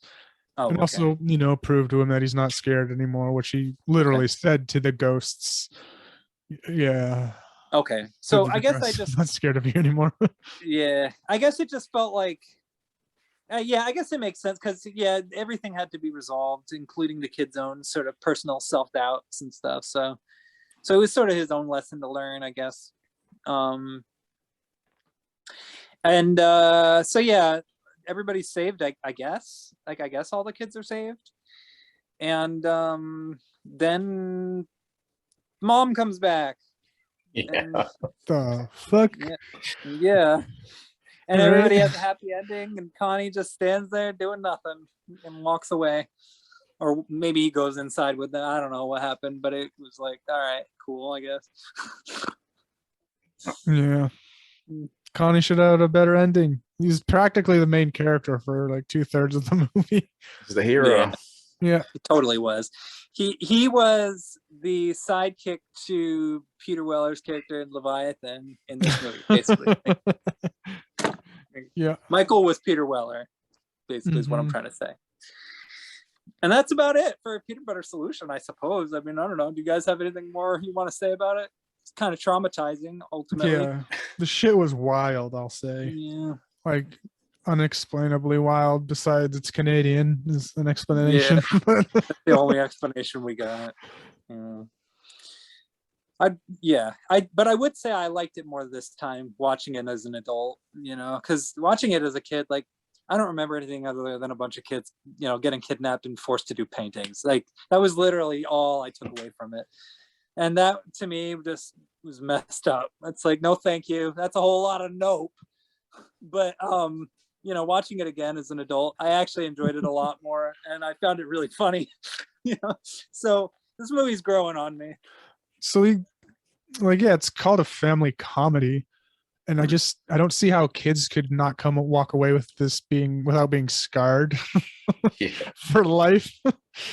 And I think there were some probably good jokes in there that were just delivered weirdly that didn't really make it funny, just more disturbing. So like, I think maybe if you're like the type, because I do know some kids here and there every once in a while who are into like more morbid, dark types of stories, or into like occult types of themes and stuff. I have a nephew who's that way, but I don't know, like it maybe for those, but otherwise I'd say like this probably isn't for your average kid, ultimately, unless you're Canadian, I guess.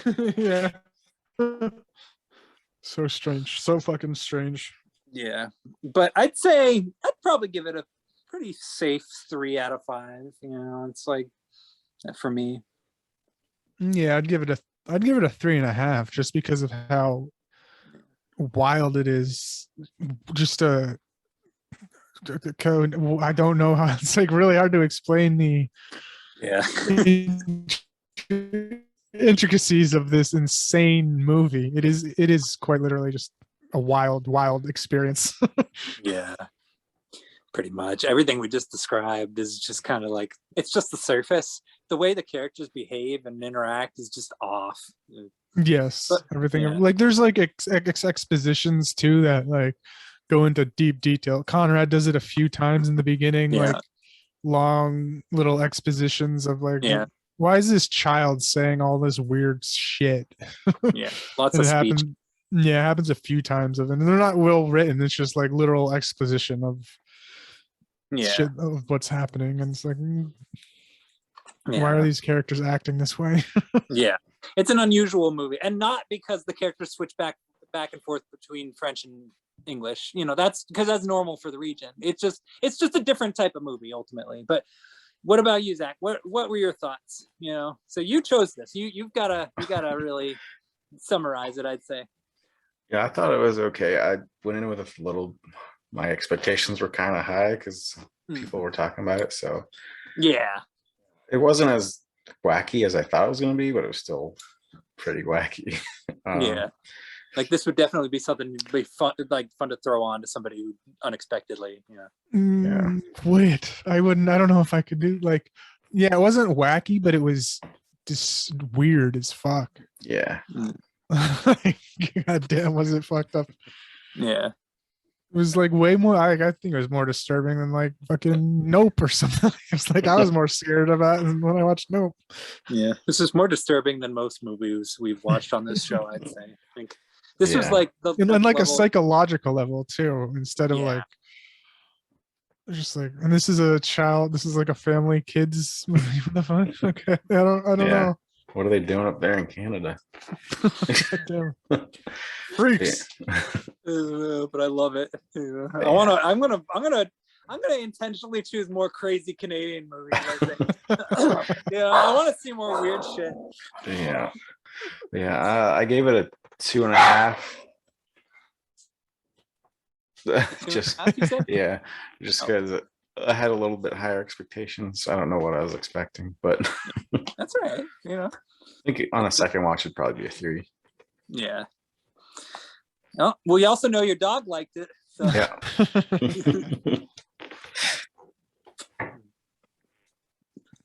Did I give my rating? I forget. It's a 3.5, just because Yeah. of how wild it was. Yeah. Yeah. It's a good one. It's good. I like it. I liked it. All right. I guess now we shall conclude with the final film, which was okay. So this one, it was gonna be something else initially. Right? Mhm. Yes. Yeah. So my initial choice was Mannequin, which I've heard of, and Yeah. Yeah, we all have heard of it. but never seen it. And I should have done. I didn't look too deep into it. I figured that because I've heard of it, and it's Yeah. fairly popular among from what I could tell, the scene.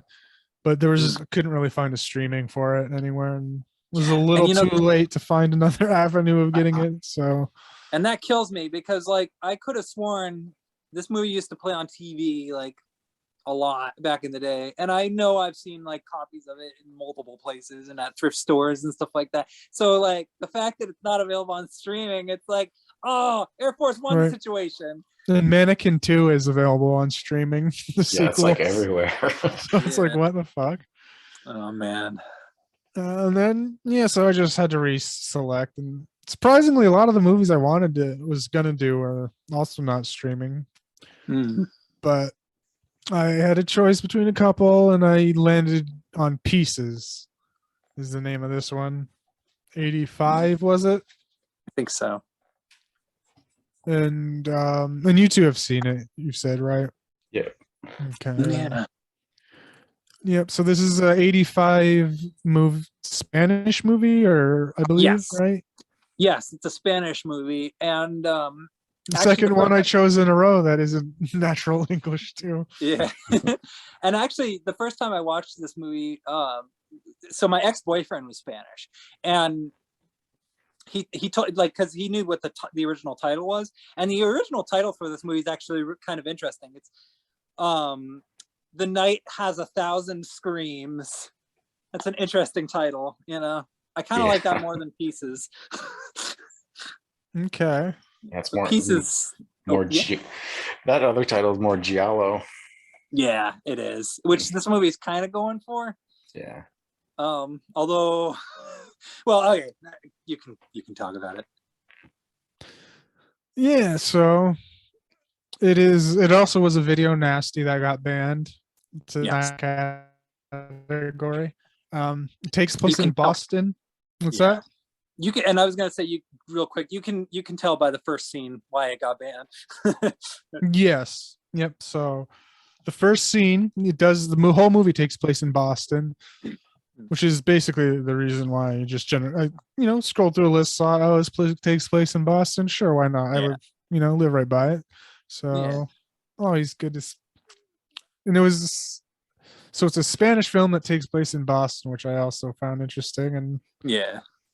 the first scene is Oh, yeah, like I was just gonna quickly say, Yeah. yeah, like some foreign films, like if they're making a film specifically for an American market, we'll just set it in America, just like to make things easier. But oftentimes, all the actors will be Spanish or something like that, or it'll be dubbed into Spanish. You know, it happens sometimes. It's kind of weird, but yeah. Anyway, go on. I apologize. Yeah, no, which is because I wondered too, because I knew some of it was definitely dubbed, but it seemed like some had American speaking, or at least English speaking actors that either that or they just did really good lip syncing. I couldn't really Yeah, tell for some of it. I think what they did was like some of the actors were Spanish and some of them were English, and they decided to just film the whole movie with no audio and just have everybody speak their original language and then redub it in whatever Oh, country. really? I think that's how they do it. I mean, I don't know if that's how they did it in Spain, but I know that's how they did it in Italy. So maybe they did it with this one too. So Okay. I'll have to look up the director, Jean Picor Simon. He did Slugs. I know that. Simon. So I don't know. Anyway. You got me. Yeah. So yeah, the first scene, Boston, 1942. A kid, he's just putting together a puzzle. And so this is the first scene just confused me a little bit because he's putting, you don't really see what it is until the mom barges in and starts freaking out at him. Yeah. Like, I don't know where the dad is, but we get the picture that the dad's out of the picture. We get the idea that the dad's out of the picture or something. And I thought that she was just having a mental breakdown, abusing this kid, because it kind of looked like it was like, because the puzzle pieces he was putting together was a nude lady.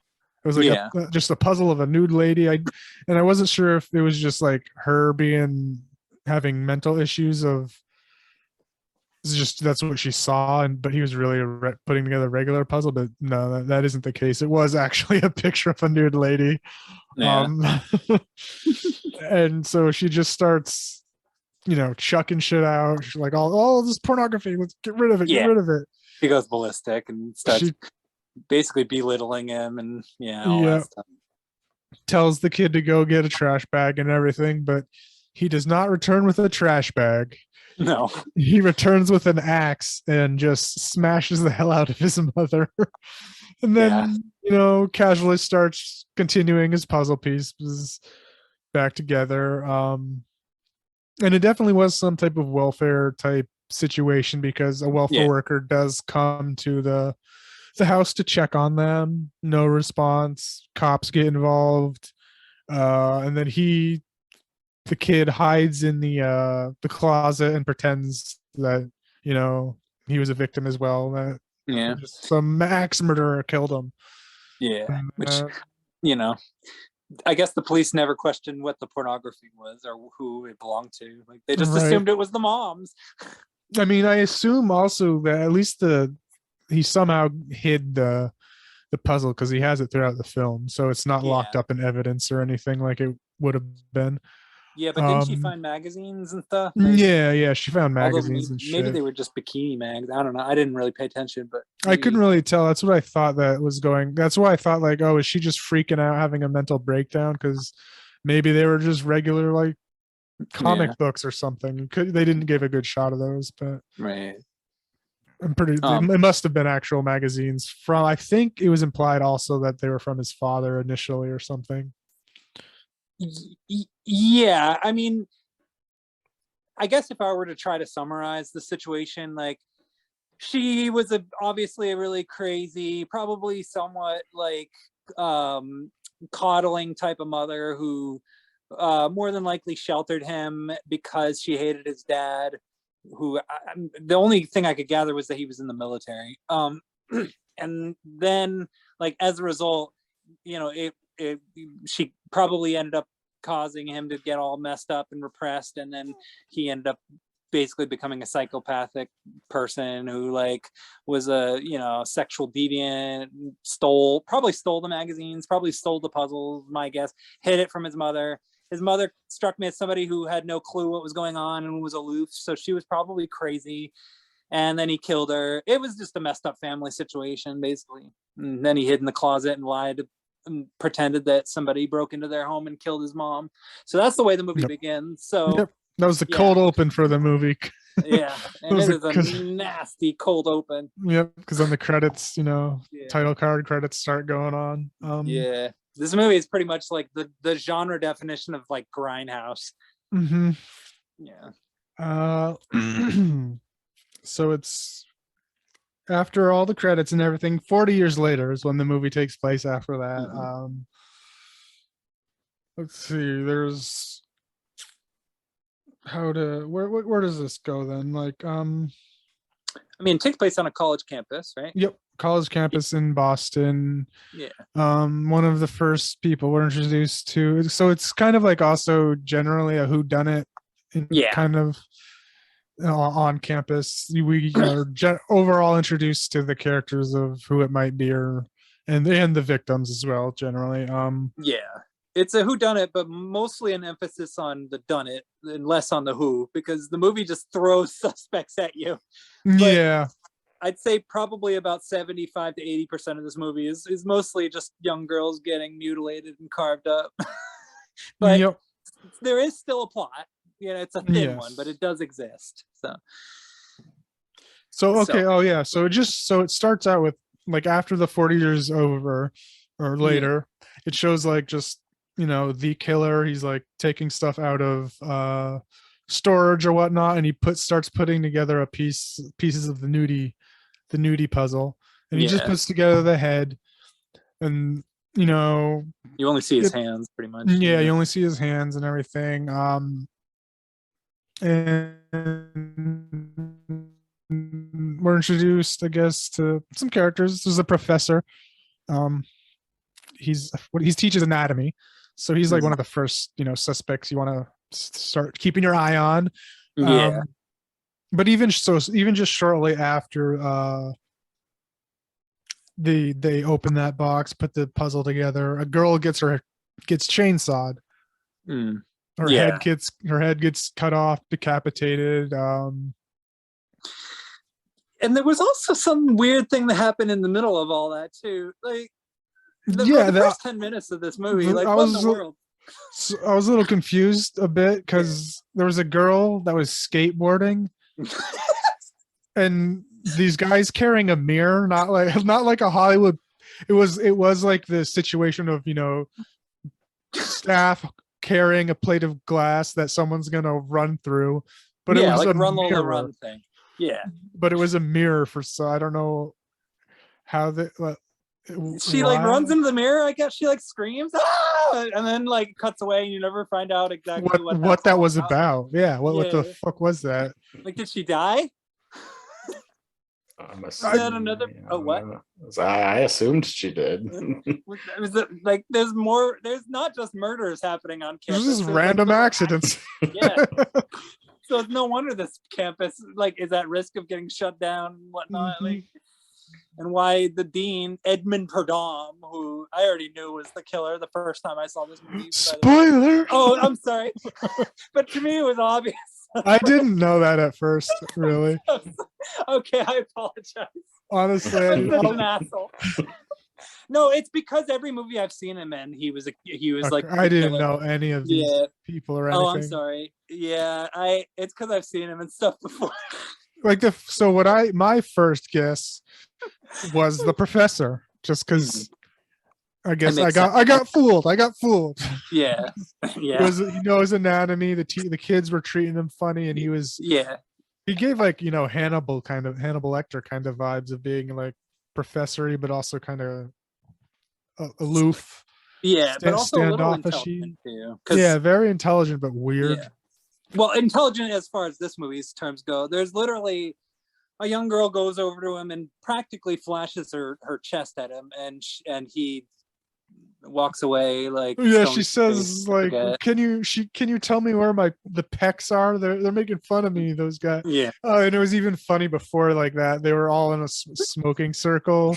They were smoking weed, and like they were just talking about like having sex on a waterbed. And that girl, she says, the most beautiful thing in the world is smoking pot and fucking in a waterbed at the same time.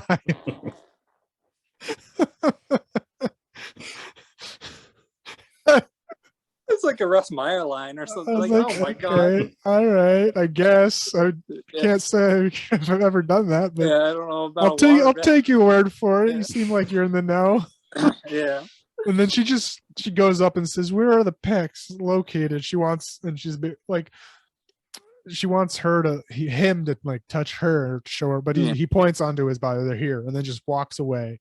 Yeah. And also just throughout the movie, I guess I get this feeling that the students kind of he's supposed to be one of the hot teachers.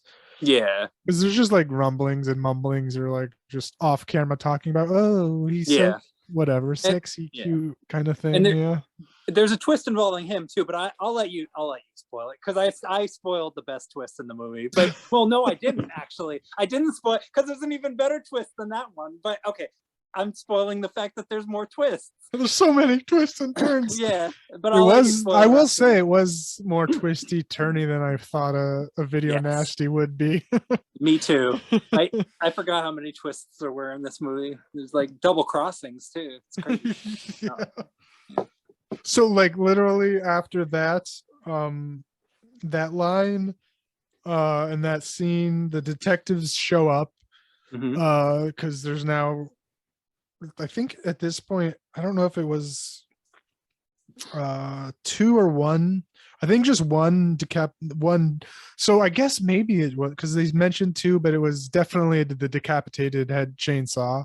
Yeah. And the dean, the detectives that are set to the case go to the dean. The dean kind of pawns them off to the professor.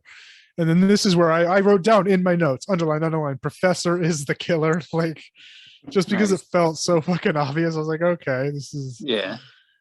But he's, leading them around, showing them the campus, leads them to. They bring him to one of the other suspects that we find out Yeah. is a garden, like the groundskeeper. He does look creepy and killery as hell, but I'm like, okay, that's too obvious. Yeah. Even though the professor, even though I just called the professor fucking out for being so obvious, he had to be it. But Yeah, but yeah, it's obviously not going to be the crazy guy in the garden with the hedge clippers. yeah, right. 'Cause And he was that's too, yeah. and it's funny too, like while he was cutting, just looked shitty too, whatever he was cutting, because it was just big. It was, I think, supposed to be hedges, but like all Yeah. that was left were just like the stems, and he was just, it was like, Yeah. you must be a Yeah. shitty groundskeeper. That is one in poor shape hedge. But anyway, he sees a couple having sex just randomly for a few frames. Few people have sex in this movie out in the open, which is like, okay, and then later on in the movie they call him a pervert, but really, like, you should have been like somewhere else other than in the middle of a field where the gardener or the like Anyone. Yeah. It wasn't like, it didn't look like they were like hidden at all. Yeah, They they were weren't just, like, hidden. they were like on like the campus green on a Yeah. tree banging. Yeah, they were literally trying to get caught. Like Yeah. whatever. I'll But- be right back. Oh, Alright. okay. You can continue. Okay. Okay, sure. Oh, okay. So yeah. So So the next like a characters, library thing. Yeah. the next characters at least were sort of introduced to that I can remember was it's two students. One girl passes, I don't know, his name starts with an L, but it's something weird. But he's like he's the main student that's throughout the movie, like, oh, let's have, basically it's like, let's have sex in underwater or some sort. Yeah, pretty much. Like, which that's kind of the only other thing he does in this movie besides like get involved in the mystery is he sleeps around, Yeah, which, he's known yeah. for being a player on campus. yeah, he's a college kid. He even admits it. He's like, yeah, whatever. Yeah, he owns it. And then, so what is weird, which I don't get, or what it's explained later that, but like, oh, okay, so I do remember that. So, he obviously is probably going to agree to this, throws the note away, and then you see like the killer pick up the note because he misses the Yeah. trash. Yeah, Then he reads gets the to note, that's where she's So somehow, I don't know, like, well, obviously now that it's the killer sends a note to the, like a, not like a note, but like a, well, it is a note from, I don't know what it says or whatever, but it basically stops that kid from going to the pool to meet up with this girl. Right. We're introduced to his friend who's like this nerdy character that like randomly hits on a girl in the library. Yeah. She like shuts him down hard, and he like calls her, he like says, oh, screw you, whatever. It's so strange. Yeah, I love the characters in this movie because I don't know. It's another one of those movies where the dialogue is just really bad, but hilarious Yeah. and amazing too. Yeah, So, and after he hits on her, he's like, "Oh, so have you seen, what's his? I can't. I wish I wrote his name down because he's like the main one of the main characters. But yeah. have you seen this guy?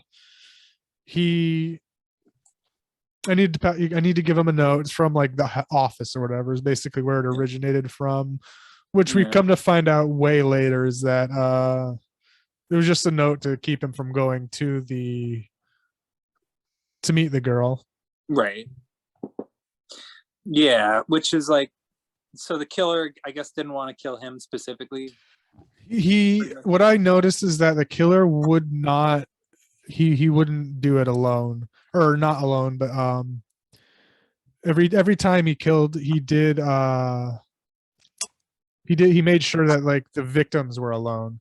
That's true. Yeah. He also only killed women. He didn't really kill any men. So. Yeah. So, which I guess was like what the whole thing with the puzzle, like, I don't know. I mean, that's my guess. Yeah, he was only killing women, yeah. And yeah.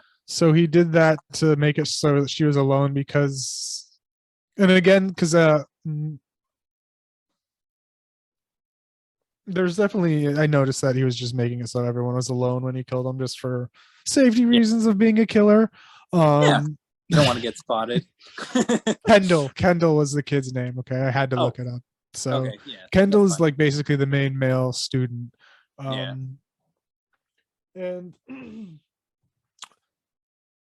so the girl does go there. She gets naked or topless at least, which was a funny scene, like of the undressing of her too, because it just took forever. Like I was like, why? Like I was like, did they just forget to yell cut and then say, okay, so we're gonna film next scene. Can you take your clothes off and get into the bikini? Because it just looked like it was taking her forever just to take clothes off, and she was taking her time. It was like, did they forget to yell cut and then just roll with this? It's kind of what it felt like. Yeah. And it happens again too with or later on where someone actually just re-puts their clothes on. It's just like, okay. Yeah, because sometimes the characters just get bored of waiting to get killed. And so they put their clothes on and on, take their clothes on and off. But yeah. Which, by the way, Zach, I know that's kind of a side point, but when did you first see this movie? A few years ago, I think. Okay. Yeah. Cool. Nice. All right. Yeah. Anyway, what were you saying? I was just curious about that. Yeah, at the pool. So now she's isolated. He gets her with a net, chainsaws her torso up, grabs that because every time there's like little interstitials of him choosing, like we see him putting the puzzle pieces together of the next body part he's gonna get. Yeah. Which is actually an interesting thing, which caught me off guard at one point because I started noticing, okay, so how this movie is showing us is that he puts the puzzle pieces together and then we see the kill of the body part he collects. Yeah. So he does that with her. I didn't even notice that. Yeah. So every time, so there's an interstitial of just an interstitial of him putting the body part together first and then going to get it. And it happens for the head, the torso, and the arms. Yeah. And that's cool. At the it follows it through, and I thought I was like, okay, well now this is kind of ruining some suspense, but they did another turn on us. Yeah, so I'll get to that when it gets to the legs part. Yeah, that'll be So the gardener. So eventually, the kid does go back.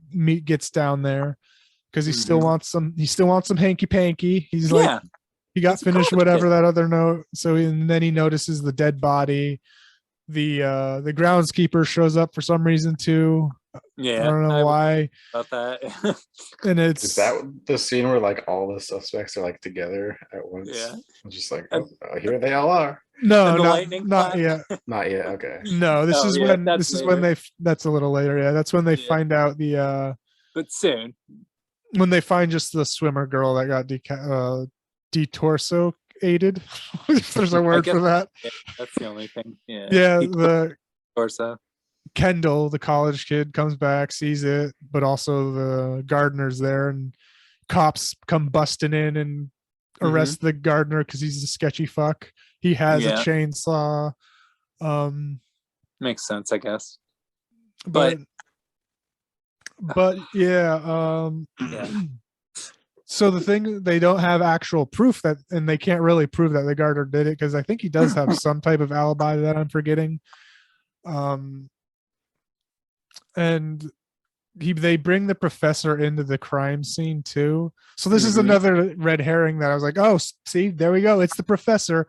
He was taking, the detective asked him, so could a chainsaw have done this? And he's just like, yeah, any layman could tell that. And he puts his hand on the chainsaw, and the detective goes, hey, don't do that. You're disturbing evidence. You could have just destroyed, prints or whatever. And I was like, oh, the professor did it on purpose just to say, oh no, that was, remember when I touched that?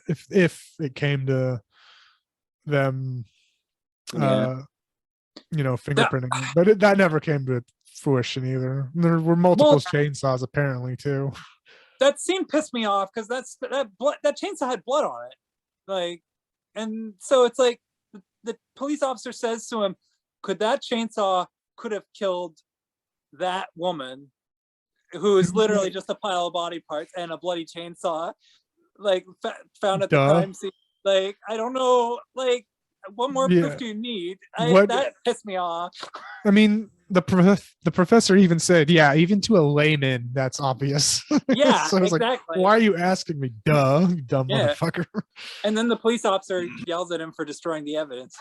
Yeah. Anyway, this is one of those unnecessary moments. But it was also kind of funny too. So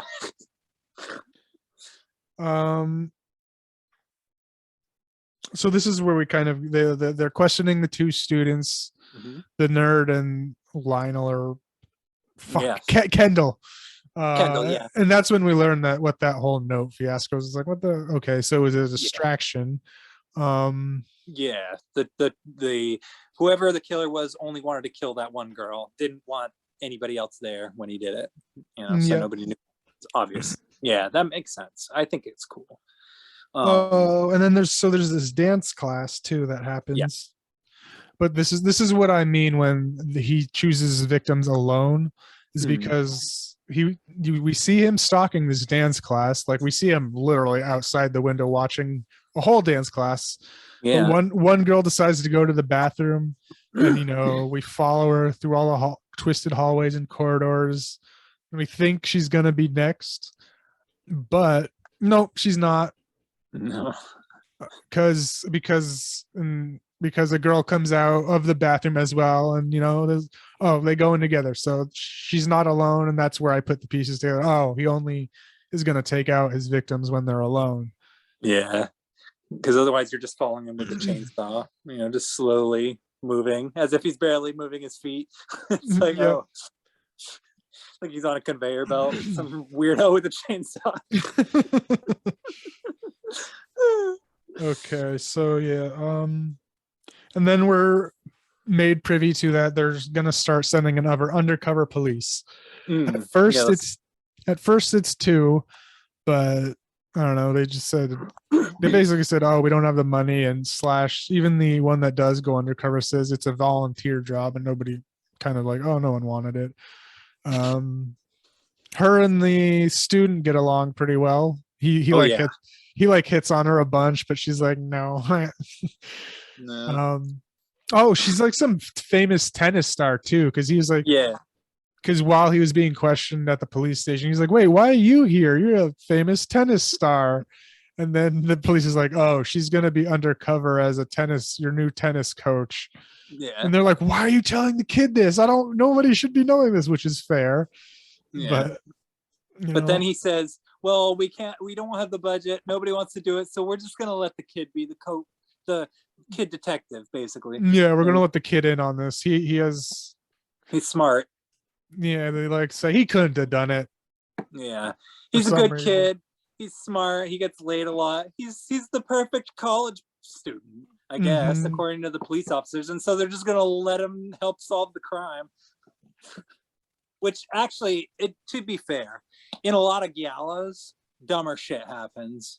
Like, Yeah. I'm not even kidding. I've seen some really bad ones where like the worst types of characters have to solve these really inane mysteries where you can solve like that you can figure out the killer within the first 5 minutes, which the only reason I could figure it out in this case was because of the actor though. So anyway, go on. Okay, so and then we're also during that whole scene of interrogation slash undercover cop showing up, we're introduced to a reporter, just a typical Boston Globe reporter trying to get info. Not that interesting, but she's now a character at least. Yeah, more characters. Yep. And then we see a tennis scene, them playing tennis, which I thought was funny because I play tennis myself. Nice, yeah. And I just thought it was, I don't know, funny just because it's weird I was just thinking about while playing it because it was just a weird, kind of long scene of them playing. And you could just see the audience, doing the comedic head tilt back and forth. And I was just thinking, tennis does get shit on a lot from all the big, bros, like, oh, that's not a real sport. But I think it's way more interesting to watch live. And I was like, this tennis would be a hard sport to film because there's a lot of, placement that would have to be a lot of takes and cuts and like, so like because all they were doing was like tennis, like them hitting it, didn't really see a return, hitting it, showing the audience. I was like, okay, I can see why tennis would be a hard film or a hard sport to film. That being said, I'm in a tennis movie coming out next year. Yeah. So awesome. Yeah, it's funny shit. Yeah.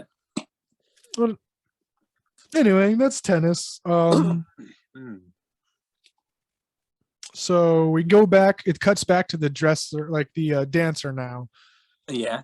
And this is the other scene that I talked about, them dressing up. Like it takes her a while to get dressed again. I was just like, why do they add this stuff? Like, yeah.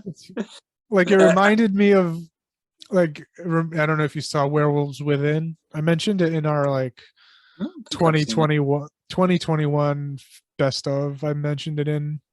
Oh, okay. Yeah. It's basically a whodunit, like, the werewolves mafia party game. Yeah.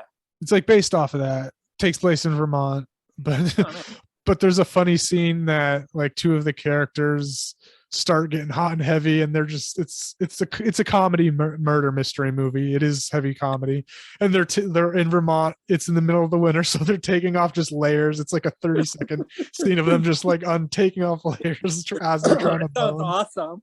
So these two scenes reminded me of that. Of like, okay, you're just. I don't know if it was movies. Yeah, I don't know if it was satire in this movie. It was definitely satire in that of, them stripping down. But I don't know if it was satire in this. I like to believe it was. Yeah. But anyway, the dancer, starts getting chased. She's chased by the killer. Yeah. And this is after it is after the arms were placed in the puzzle. I think they may have even been placed earlier in the movie, possibly when he was first checking out the group of dancers, but I'm not exactly sure. But yeah, chasing him, and then she gets to the elevator. You think she's all safe. A guy walks up.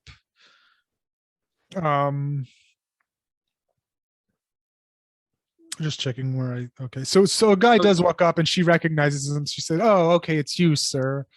So we already know now that the students and whoever's involved in this knows who the killer is because he's not wearing a mask, I guess. Yeah. And she gets killed in the elevator. Her arms get chopped off. Yeah. Again, lots like it's a pretty savage. Yeah, I mean, it's interesting because like a lot of like the plot scenes and stuff in this movie, they seem kind of like a contemporary murder mystery, but the kill scenes are like really, really gnarly and sleazy. Yeah. It's like on the level of very Maniac. gore. Yeah. Very gory, bloody. Super, very realistic too. It's like, ugh. you know? Yep. Yep. So okay, so this is where I figured out who the actual killer was by Okay. I thought was sleuth detective work. So Yeah. what happens is we get a good shot of his shoes and his pants as he's Yeah. walking and chasing. And then I noticed that in the next scene we get a scene with the dean and the professor. I was like, so I started, okay, we're seeing they're staying on these shoes and pants. Yeah. So I noticed that the professor in the next scene was wearing a blue suit, like just a straight up blue suit, and the dean was actually see his shoes and his pants, which looked the same. So I couldn't really tell. So I was like, oh wait, is it the dean? Is it the Yeah. dean? And then it just keeps further confirming because the professor changes outfits throughout the movie a couple times. Because the next time I tried to keep an eye on it was he's wearing just a blue, like straight up brown shoes with a brown like tweed professor looking suit. But the dean, he's always wearing these black pants, black shoes that we see a lot. It's like, oh, okay, it's the dean. All right.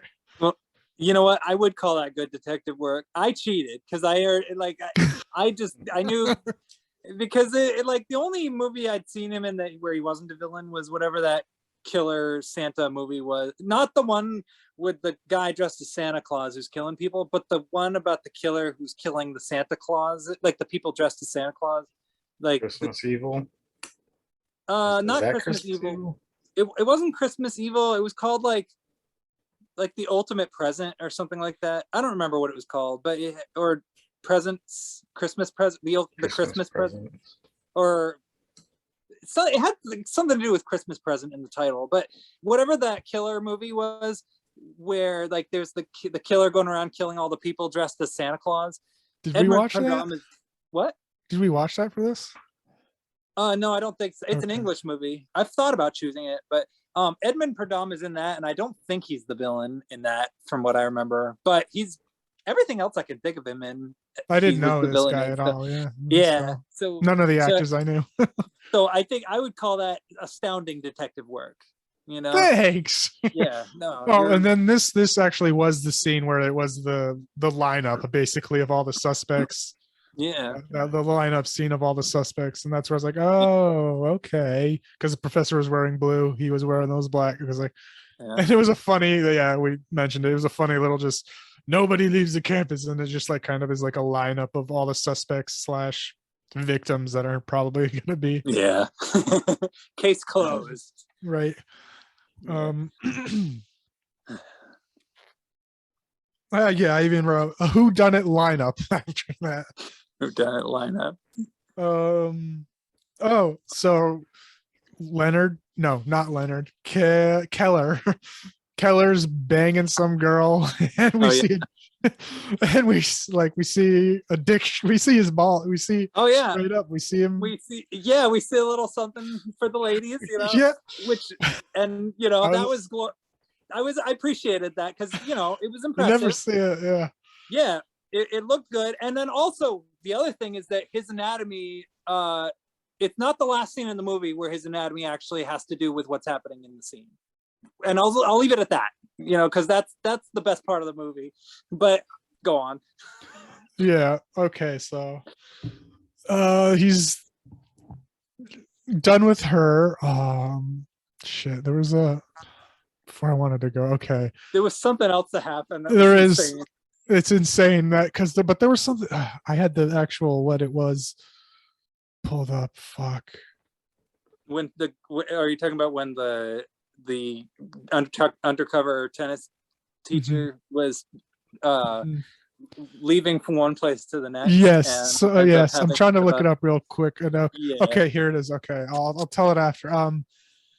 So Kendall sees the tennis instructor leaving, and we're now privy to the he's on the hunt. The killer is on the hunt. But nobody knows necessarily, but we do. The audience knows. Yeah. Which is something that I was like, oh, this is odd. The killer's on the hunt, but we didn't see the pieces go into place. Yeah. but we see Kendall. He's gonna go out to meet up with the tennis coach detective. Yeah. I don't know, leader to safety or something. Yeah. And then she gets so this is the weirdest part of the movie that Yeah, comes out of nowhere This part doesn't make any sense. at all. So it's just some Bruce, literally his name is Bruce Lee in real life. His name has changed as well, I believe, Right. from his real name to Bruce Lee. And he Yeah. attacks the tennis detective coach hardcore. Yes. Like he beats I was the like, what crap the out of her. I was like, what the fuck is going on here? Why is this happening? Is there is this the killer for some reason? Why? Because it is out of nowhere. She just turns a corner and he just starts beating the crap out of her. And I'm like, what the fuck is this? Yeah. Well, how did you react to that scene, Zach? Oh, that was hilarious. It is funny. So especially his excuse. But yeah. That's just my karate teacher. Yeah. So Kendall shows up he just shows up and is like, oh yeah, that's my karate teacher. And he was like, oh yeah, sorry, my bad. I just got startled or something. He said, what? Okay. One moment I was walking, the next minute I was on the ground. Bad chop suey. Sorry about that. Yeah, he's like, yeah, I had some bad food. Bad chop suey. Bye. Yeah. So he's just going to blame the fact that he had a bad meal on the fact that he just tried to beat the crap out of somebody. Yeah. And so there was a reason he's in the movie, but I was that's what I was going to say. That's what I was looking up right now. It says here, because the producer Dick Randall was simultaneously making a kung fu films in Rome, a cameo of a Bruce Lee imitator, Bruce Lee with one E, was written into the film, even though the scene makes no sense in the context of the rest of the film. So it was basically an advertisement for his other movie that he happened to be making. Yeah, the producer, I guess, worked with this Bruce Lee imitator and just threw him in for no reason, literal. Right. Well, then you know what I'm going to do? Since this movie was meant to be seen at drive-thrus, I'm going to consider that scene the intermission. Yeah, okay. Yeah. So that happens. Yeah. And then you see the guy put the puzzle start puzzle or whatever he does.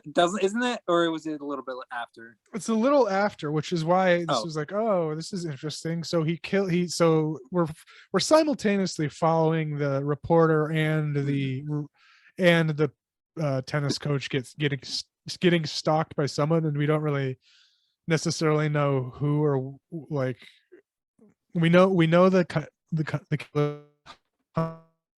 yeah.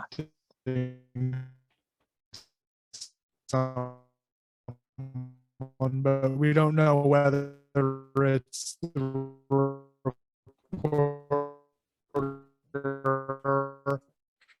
the reporter or the tennis coach. It turns out to be but I was like, this is out of order. They didn't the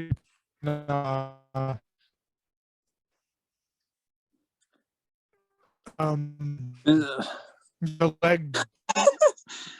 Okay, so you're getting all blocky and choppy again. Hey. I'm gonna use a different network right now. This one should work. I think this happened before and I switched to this one, so okay, yeah, let's try it. So sorry for all the shit. No, you're fine. Don't worry about it. Okay, so the last thing we heard you say, so they were simultaneously following the woman getting followed. Yeah, the reporter and the tennis coach, and this is where I was like, so far they have put the pieces together and then killed the person. And then I was like, they didn't do it this time. So I was like, was my theory out the window of how they're putting the movie together? And it really wasn't, because he does kill the reporter and just puts her up in a freezer or something of some sort. He doesn't. He Yeah. doesn't use her legs, at least, is because that No. was the next piece that would be put together. Yeah. But that was surprising. And Yeah. again, cool death scene. Yes, it's like they run. They run. She gets chased onto a waterbed. Yeah. Funnily enough, a callback. Yeah. Call back to Leviathan. No, it was from this movie. Remember the Oh, the oh yeah, the promiscuous waterbed lady? line. Nothing like Sorry. getting high and fucked on a waterbed. Yeah. Well, the reporter gets fucked with a chainsaw on a waterbed. So she's not smoking weed though. Yeah, and I noticed too that this was a goof. I noticed that the final kill of her, like he was stabbing, missing, Oh, it was a water, knife. water was going everywhere. There was the rubber knife. You Mhm. see it just bend in her. They cut too late. Yeah, I saw that too this Yeah, time. it's I didn't like, see that the okay. first time, but I watched it in glorious HD, and so Yeah, you see the rubber knife. yeah, that's the type of thing I probably wouldn't have noticed in standard def, honestly, because it was really hard to spot. But yeah, Yeah. So so I wrote this down too, because after that kill is when he puts the legs together. So I was like, okay, so did this one out of order for some reason? But it turns out no. They're just throwing twists all over. She was just someone I don't think he used any of her bits or anything. no, Oh, okay. You know what it was? I remember now. So in the beginning, and this this is actually making some putting things together. oh So okay, excellent. it's the internet meme of fucking Yeah. numbers or whatever. Going Yeah, through. with the weird Okay. lady looking up. Yeah, So in the beginning, when he's in the very beginning, after the 40-year cut, when he's taking boxes out, he takes out boxes of the puzzle and also shoes and the dress of his mother that he killed. Remember, so he takes out shoes that were all bloody, and the reporter he hung her up like in a meat locker of some sort and tries to put on the shoes. Like we Right. notice him putting on the shoes, and like one just falls off and one does stay on. And I thought, oh, why didn't they retake this? But now I'm thinking, oh, okay, so this makes sense. Her legs weren't right. Her feet weren't right. They weren't the right size. They weren't the right feet. So because right after we see him putting together the puzzle. Yeah. Okay, that's smart movie making here now. Yeah, it's really clever actually. We Dang. damn.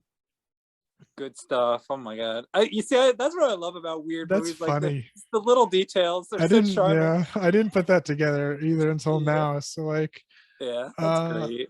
Yeah, no, neither did I actually. So what's happened now is we see there's a tennis player that was the one that was playing with the tennis coach earlier on. yeah. We see her getting done with practice. She gets topless for some reason. Yeah.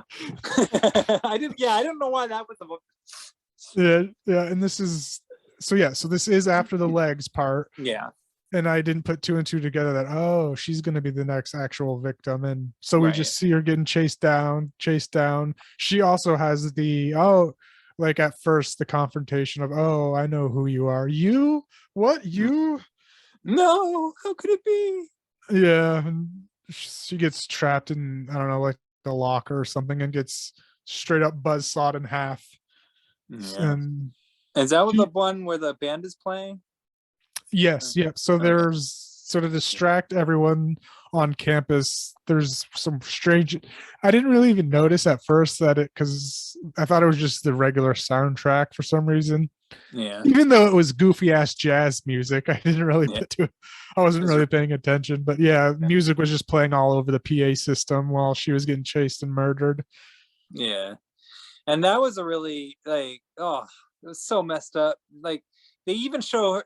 This is one of the sleaziest movies I've ever seen. They even show her like wet herself, like right before she gets split in half. It's like, they really gotta like prolong the torture of these characters for the video nasty, I guess. And that's interesting too, because I actually even wrote on the notes that the shoes on the feet thing happened after. So I don't even happen after the tennis girl gets killed. So maybe I think you're right though that they happened before, or like when the thing with the reporter, right? Like, Yeah. yeah, I think that I'm pretty sure it happened before because I do know that he killed at least one more person after he tried to do the thing. Or wait, you know what? I don't know. I guess So it what? doesn't matter, but No, but the thing is, it has to be because the shoes were definitely put on someone that was strung up, yeah, right? And the tennis girl literally just got cut in half and took her yeah, legs away. So he definitely tried. So maybe they just put it in out of order because at least in my notes, it's out of order. At least maybe I wrote yeah. the notes down wrong or something. But Maybe I don't know. Maybe I can't figure out if the movie is too smart for us or too dumb for us. Like it's just, but oh well. I guess that's the fun of these types of things, you know. And yeah, also, do you want to mention the reporters or no the tennis teacher's reaction? What was it? She's like, no, bastard, you know, she like starts screaming at the killer again. Oh yeah, yeah. That's funny. Yeah. And then the groundskeeper was there helping out too. He's like, Yeah. he's like, these weren't my keys. Like these aren't even my keys. Like, so he's off the hook clearly. Yeah, he's not the killer. Let me check that off. And then no, right. And even here, I was just making note. Oh, the professor is again here. He shows up in brown. So okay. Yeah.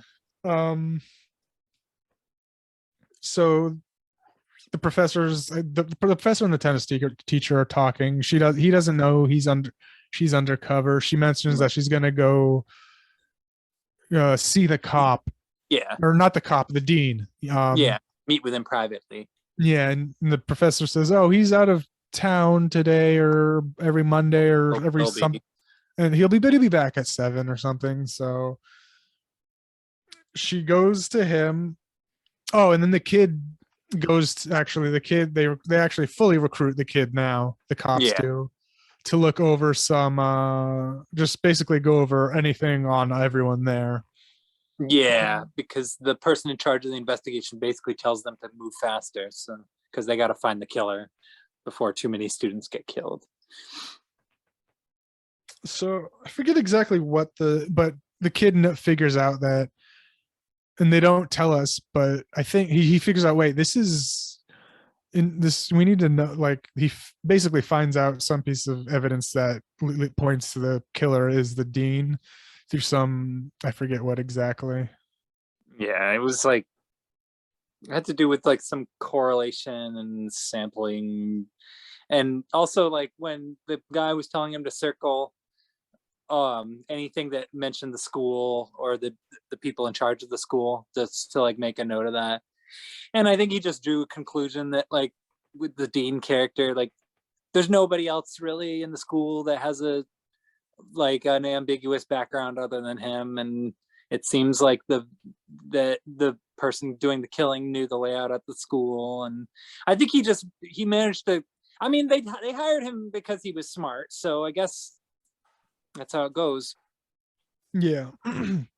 So anyway, the kid basically figures out that it's the dean. Yeah, He but that means that now they have a race against time. But yeah, because he gets from the professor that the cop is with the dean, and he said, "Oh shit, he's the killer." Yeah, and shortly before that, you also find out why the professor isn't. So I think What? because he had something involved with like, I don't know. I remember there was some sort of explanation that ruled him out, but I don't remember what it was. Something about him like not having any sort of jurisdiction after hours or something like that. I don't remember what it was, but anyway. Yep. So we're now in the I don't know, office. Was it the office or like I guess it was his office maybe, or an apartment. I think it was just his office. Yeah. So this is the last 5 minutes of the movie. Yeah. So we see the undercover cop talking to the dean. I don't really know why she wanted to just try to get some info, I guess. Yeah, they don't. I think she just, something like that. and he's like, "Oh, can I get you some coffee?" And we see him drugging her. Doesn't work the first time, so he does it again. Yeah. And then yeah, she's like, "I can't move. Oh no." Gets paralyzed. Gross. Her face gets all stiff and yeah. Oh yeah, and she is asking about the professor too, and she was like, "Oh yeah, he's whatever." It's a weird line of calling him like a homosexual. Yeah, I thought Oh that yeah, was. there was that too. I was like, "Oh, okay, that's kind of weird." Um, so that's when you just start figuring out, okay, this is like they didn't specifically, but okay, he's crazy. Yep. Yeah. But yeah, the cops and the kid show up, save the day basically. Mm-hmm. Uh, Yeah, they take him down. take him down. There's a scene. There's the scene where where she's still paralyzed on the couch, Yes. but That was pretty creepy. yeah, but she knows that and he was trying to hide behind some curtains and shit, and like she was paralyzed, but like with her eyes trying to like point them, like she was like trying not to let them grab her and take her away to safety. She was like Yeah. pointing her eyes over to the curtains. I was like, oh shit. And they were kind of like, oh, poor lady. Oh. Yeah. Yeah, that was pretty neat. Yeah. It's good scene, good suspense. You know, I like that. So, and then, all right. So now how do you want to go about talking about what happens after the dust is settled? Well, weird as hell, for Yeah. one. So after the dust is settled, the dean is killed. A cop just pops him in the head because of, I don't know, he was about to kill the student. Yeah, which was probably the least satisfying death scene in the whole movie, unfortunately. Yeah. I was hoping for like an exploding head. Yeah. Yep. And they're just looking through stuff. They find the nudie puzzle, and they lean on the bookshelf, and it like does. It's one of those fake bookshelves that spins around, and the entire body just falls on the kid. Yeah. And so it's like, yeah, all the body parts were stitched together of all the victims. Yeah. And then so he's trying to create like a Frankenstein thing, I guess. Maybe. And he kind of does successfully, apparently. Yeah, it turns because out. The last shot is a hand, that one of the hands going up and nut grabbing, like straight up nut yanking with blood and everything. This is the scene where his anatomy came into play. Yeah, the monster creation Frankenstein lady rips his balls off and the movie ends. Yeah. It's like, wow, that's an ending. It is the ending.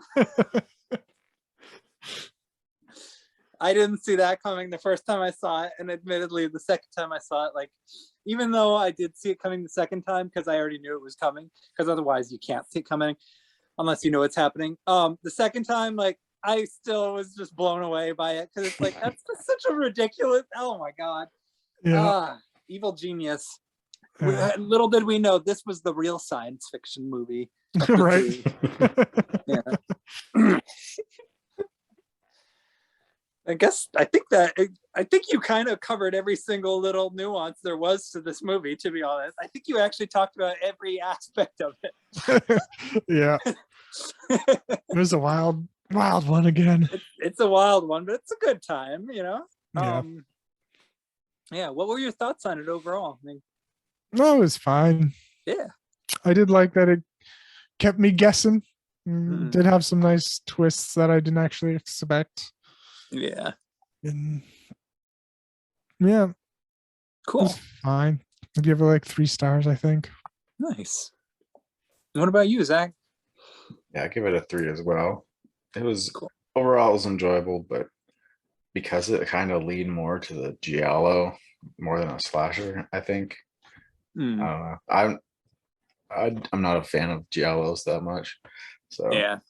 But it's decent. Cool. Nice.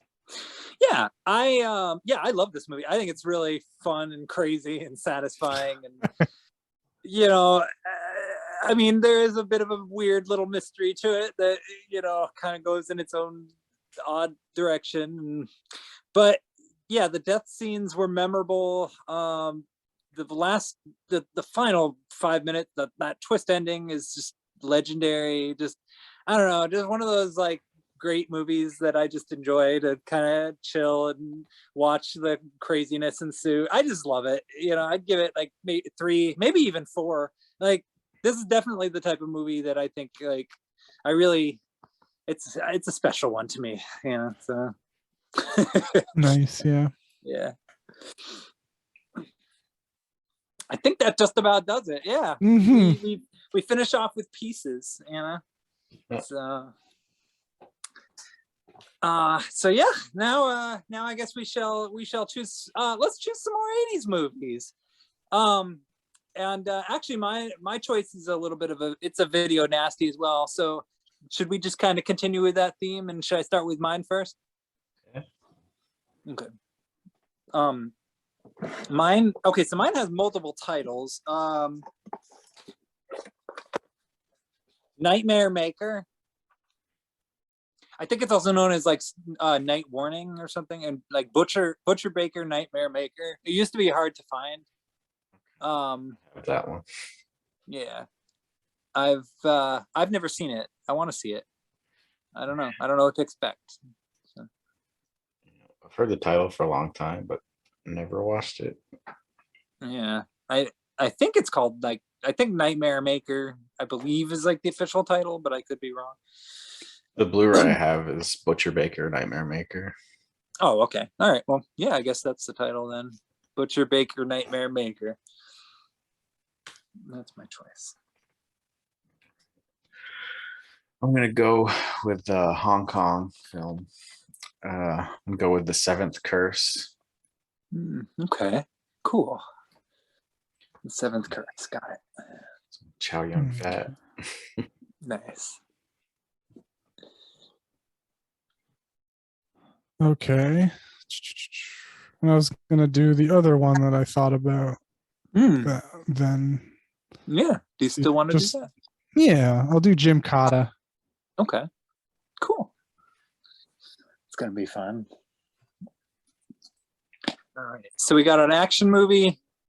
Oh wait. Okay. So yeah. So we got a Hong Kong style action movie. We got a martial arts oddity, and because I don't know quite how to. Yeah. And then a sleazy horror movie. So should be a fun one, hopefully. Yeah. All right. Excellent. Well, have a good night, everybody. Stay cool, and lots of love and lots of peace. Yep. Have a good one. See ya.